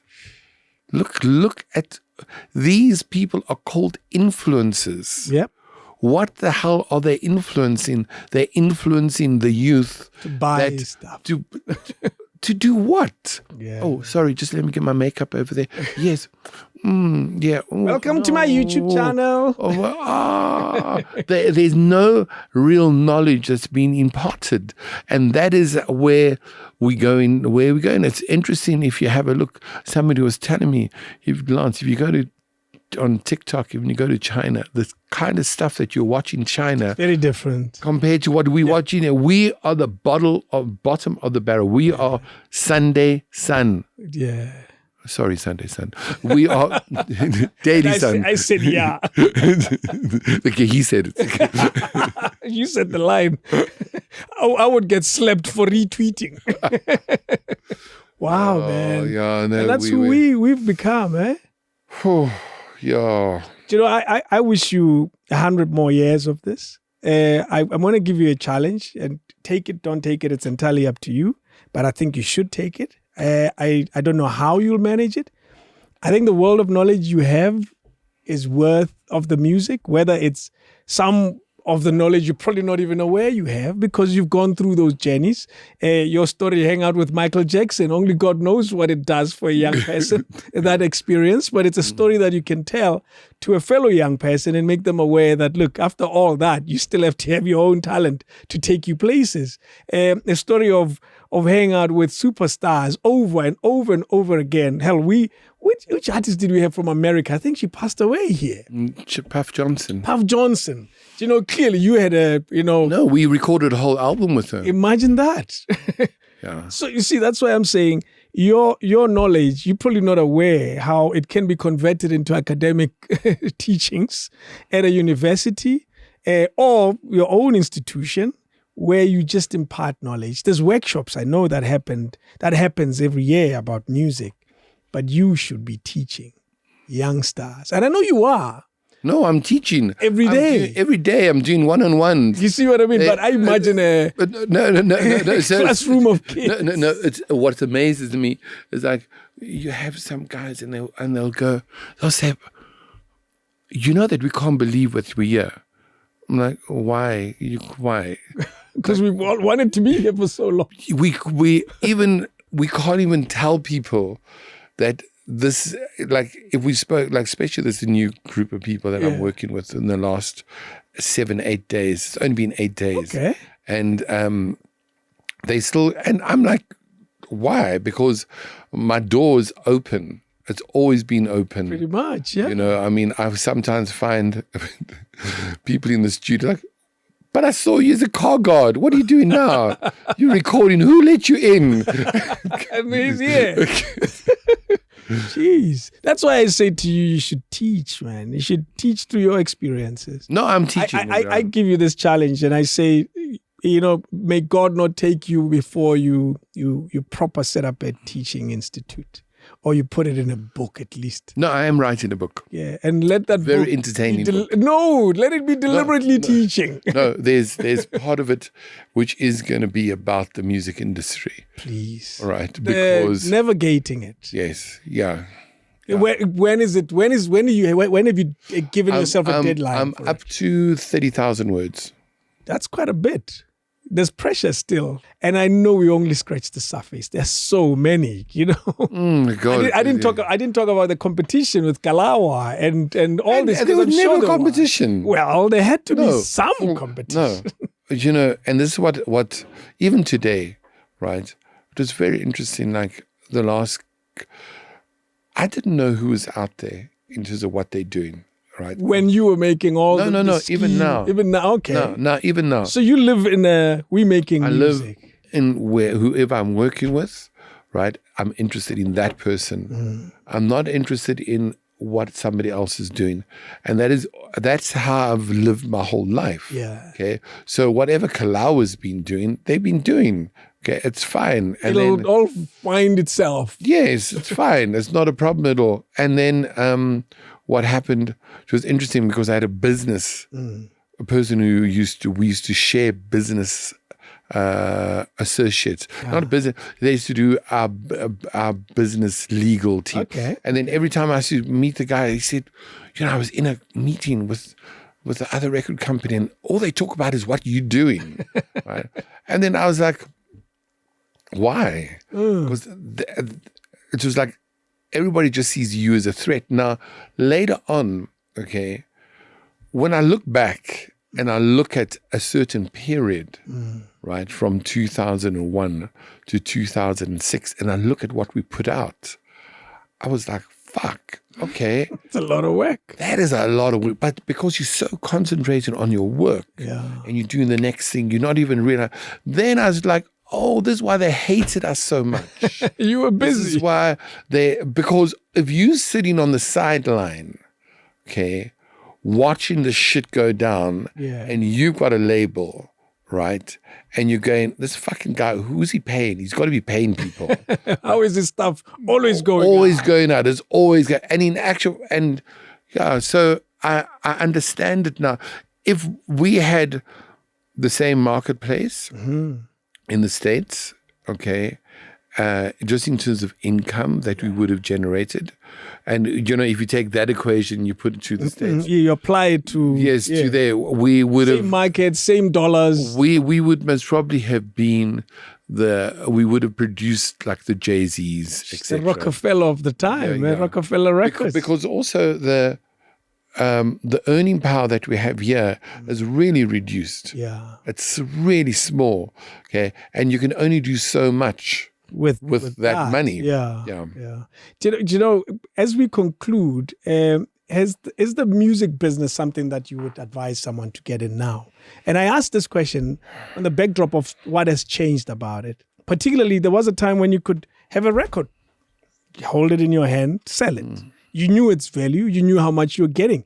If you could walk into a shop as Pitch Black Afro and spend a day there and see how many people are buying your stuff, for example. Yes. The world is so different now. Spotify and all these platforms that exist has changed the world so much financially for artists. What do you say to a young artist that's getting into the game now and they thinking they're going to change their lives forever? Just make sure that you've got 3 careers. Ooh. You can do your artist thing, but make sure you've got other careers that somehow contribute to this. Editing, right? Writing, photography, shoot. Yes. So do things that actually are in that media space. Okay? Don't just learn one skill. Yeah. Today you need a lot of skills. Is it because of the money that is reduced? It's because of the competition, right? And it's competition and money. It's no longer as profitable to an artist as it used to be. No, it is to certain artists, but we can see that building a brand now is not like, for example, if you look at how many Amapiano artists appear on a weekly basis. No, they're on this single, they're on there, they feature here, they feature there. They're featuring more on DJ and making the DJ more popular than actually building their own brand. Yeah. Wow. It's harder. Yeah. It's harder to break through. It's harder to even make money. Yeah. Has music been good to you? Music's been very good to my soul, right? It's been good because a lot of people don't understand why I do this, okay? Because you can definitely I enjoy it. So, and when I say it's been good to me, I'm not driving a Ferrari. If I could buy a Ferrari, would I buy a Ferrari? Yeah. No, I wouldn't buy a Ferrari. I'd most probably try and set up another studio. Yeah. There was always this notion that I had houses in Jamaica and houses in London. And it's interesting because there was a person from Squatter Camp who said, "Yeah, but Lance, you got houses in Jamaica." I said, "Are you fucking stupid, dude? right? You like, where the fuck? Like, if I had a house in Jamaica, I would be in Jamaica. Yeah, you wouldn't be here. Right? I wouldn't be over here fucking like having this conversation with them about a house in Jamaica. You know, it's like, no, there's certain the route that we are on, we haven't received any tenders, right? We have worked in music and music alone, right? There are other labels that get tenders, right? That are close to government, that are close to ministers, that are close to everywhere. So you've never completed a tender form? No. I'm like to go down that road. But what is interesting is because a lot of those people haven't earned money through music. They've earned money through building toilets. Jeez. Building a road, building whatever, because that's how... Setting up a stage for some event. Yes, as well. Okay, but the point for me is that we have... And also, you know, this notion that I have got tons of money, right, that I'm making tons of money. I can tell you, if I had tons of money... I definitely would not be here. Look at him. He looks at my studio. Would I be here? You know, you can't even see what's here. No, I'm very joking. But you make a clear point. You know, the amount of money that I hear that I have. Oh my God! Somebody sent me a screen grab. Where they see your account. Yes, I'd love to know. It's like someone going, yeah, you got tons of money. Have you got access to my bank account? Yeah. Please tell me where this money is so that I can source it. It was very funny. I saw this one. There was something, you know, where they say, what you worth. Okay. So this friend of mine said, fuck, I just got on what you worth, and you're worth $21 million. Okay. I said, you are joking, right? Where the fuck did they get this from? So I went and he screenshot it. He sent it to me. I was like, yo, this is real. Where's my money? I am in shit now, okay? And strange enough, 24 hours later, it turned out to be $1.1 million. Oh, what happened to the 21? I want to know who took my money. You went broke like you're just like your Bitcoin. You just died like you're Mark Zuckerberg. Wow, I wish you well. I think I like that. I'm surprised, I must admit, at your passion for music still. And I use this very carefully when I say how it's exactly the same.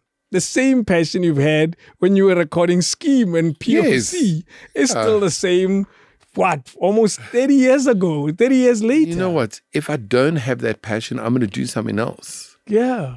And, I'll do something else and maybe I'll teach. Maybe you'll teach. We can't wait for that. And I wish you well. I think you're a special South African and one that... whether people give you the credit for it or not, has contributed so much to culture. There are songs that we know because of you. What you did with Zola is magic. And if we don't pause to acknowledge it properly, we are making a big mistake. We know Mrembe because of that. What is this album? Ghetto Fabulous. There are many songs. And that's why I say to you, what you've contributed to South African culture is incredible. What's the TV show you were talking about? Yizo. The Tsotsi as well. The contribution to that album, to that soundtrack as well. And we're living in an era when soundtracks were a thing. Yes. In that time, that's the era when your Babyface used to make soundtracks for movies. They were a big deal. And for you to have a hand in a soundtrack that when we hear it, we say, whoa, do you know that's Lance? Hey. In some small way or some big way. I wish you well. You're an amazing South African. Thank you so much. It's LANCE STEHR, everybody. And thanks for indulging us with 3 hours, 22 minutes. Jesus Christ. I wasn't going to tell you. I feel bad now. Oh, my God. Thank you again. No, it's a pleasure. It's the ultimate pleasure. It really is. LANCE, everybody. Thank you so much. King David Studio Podcast.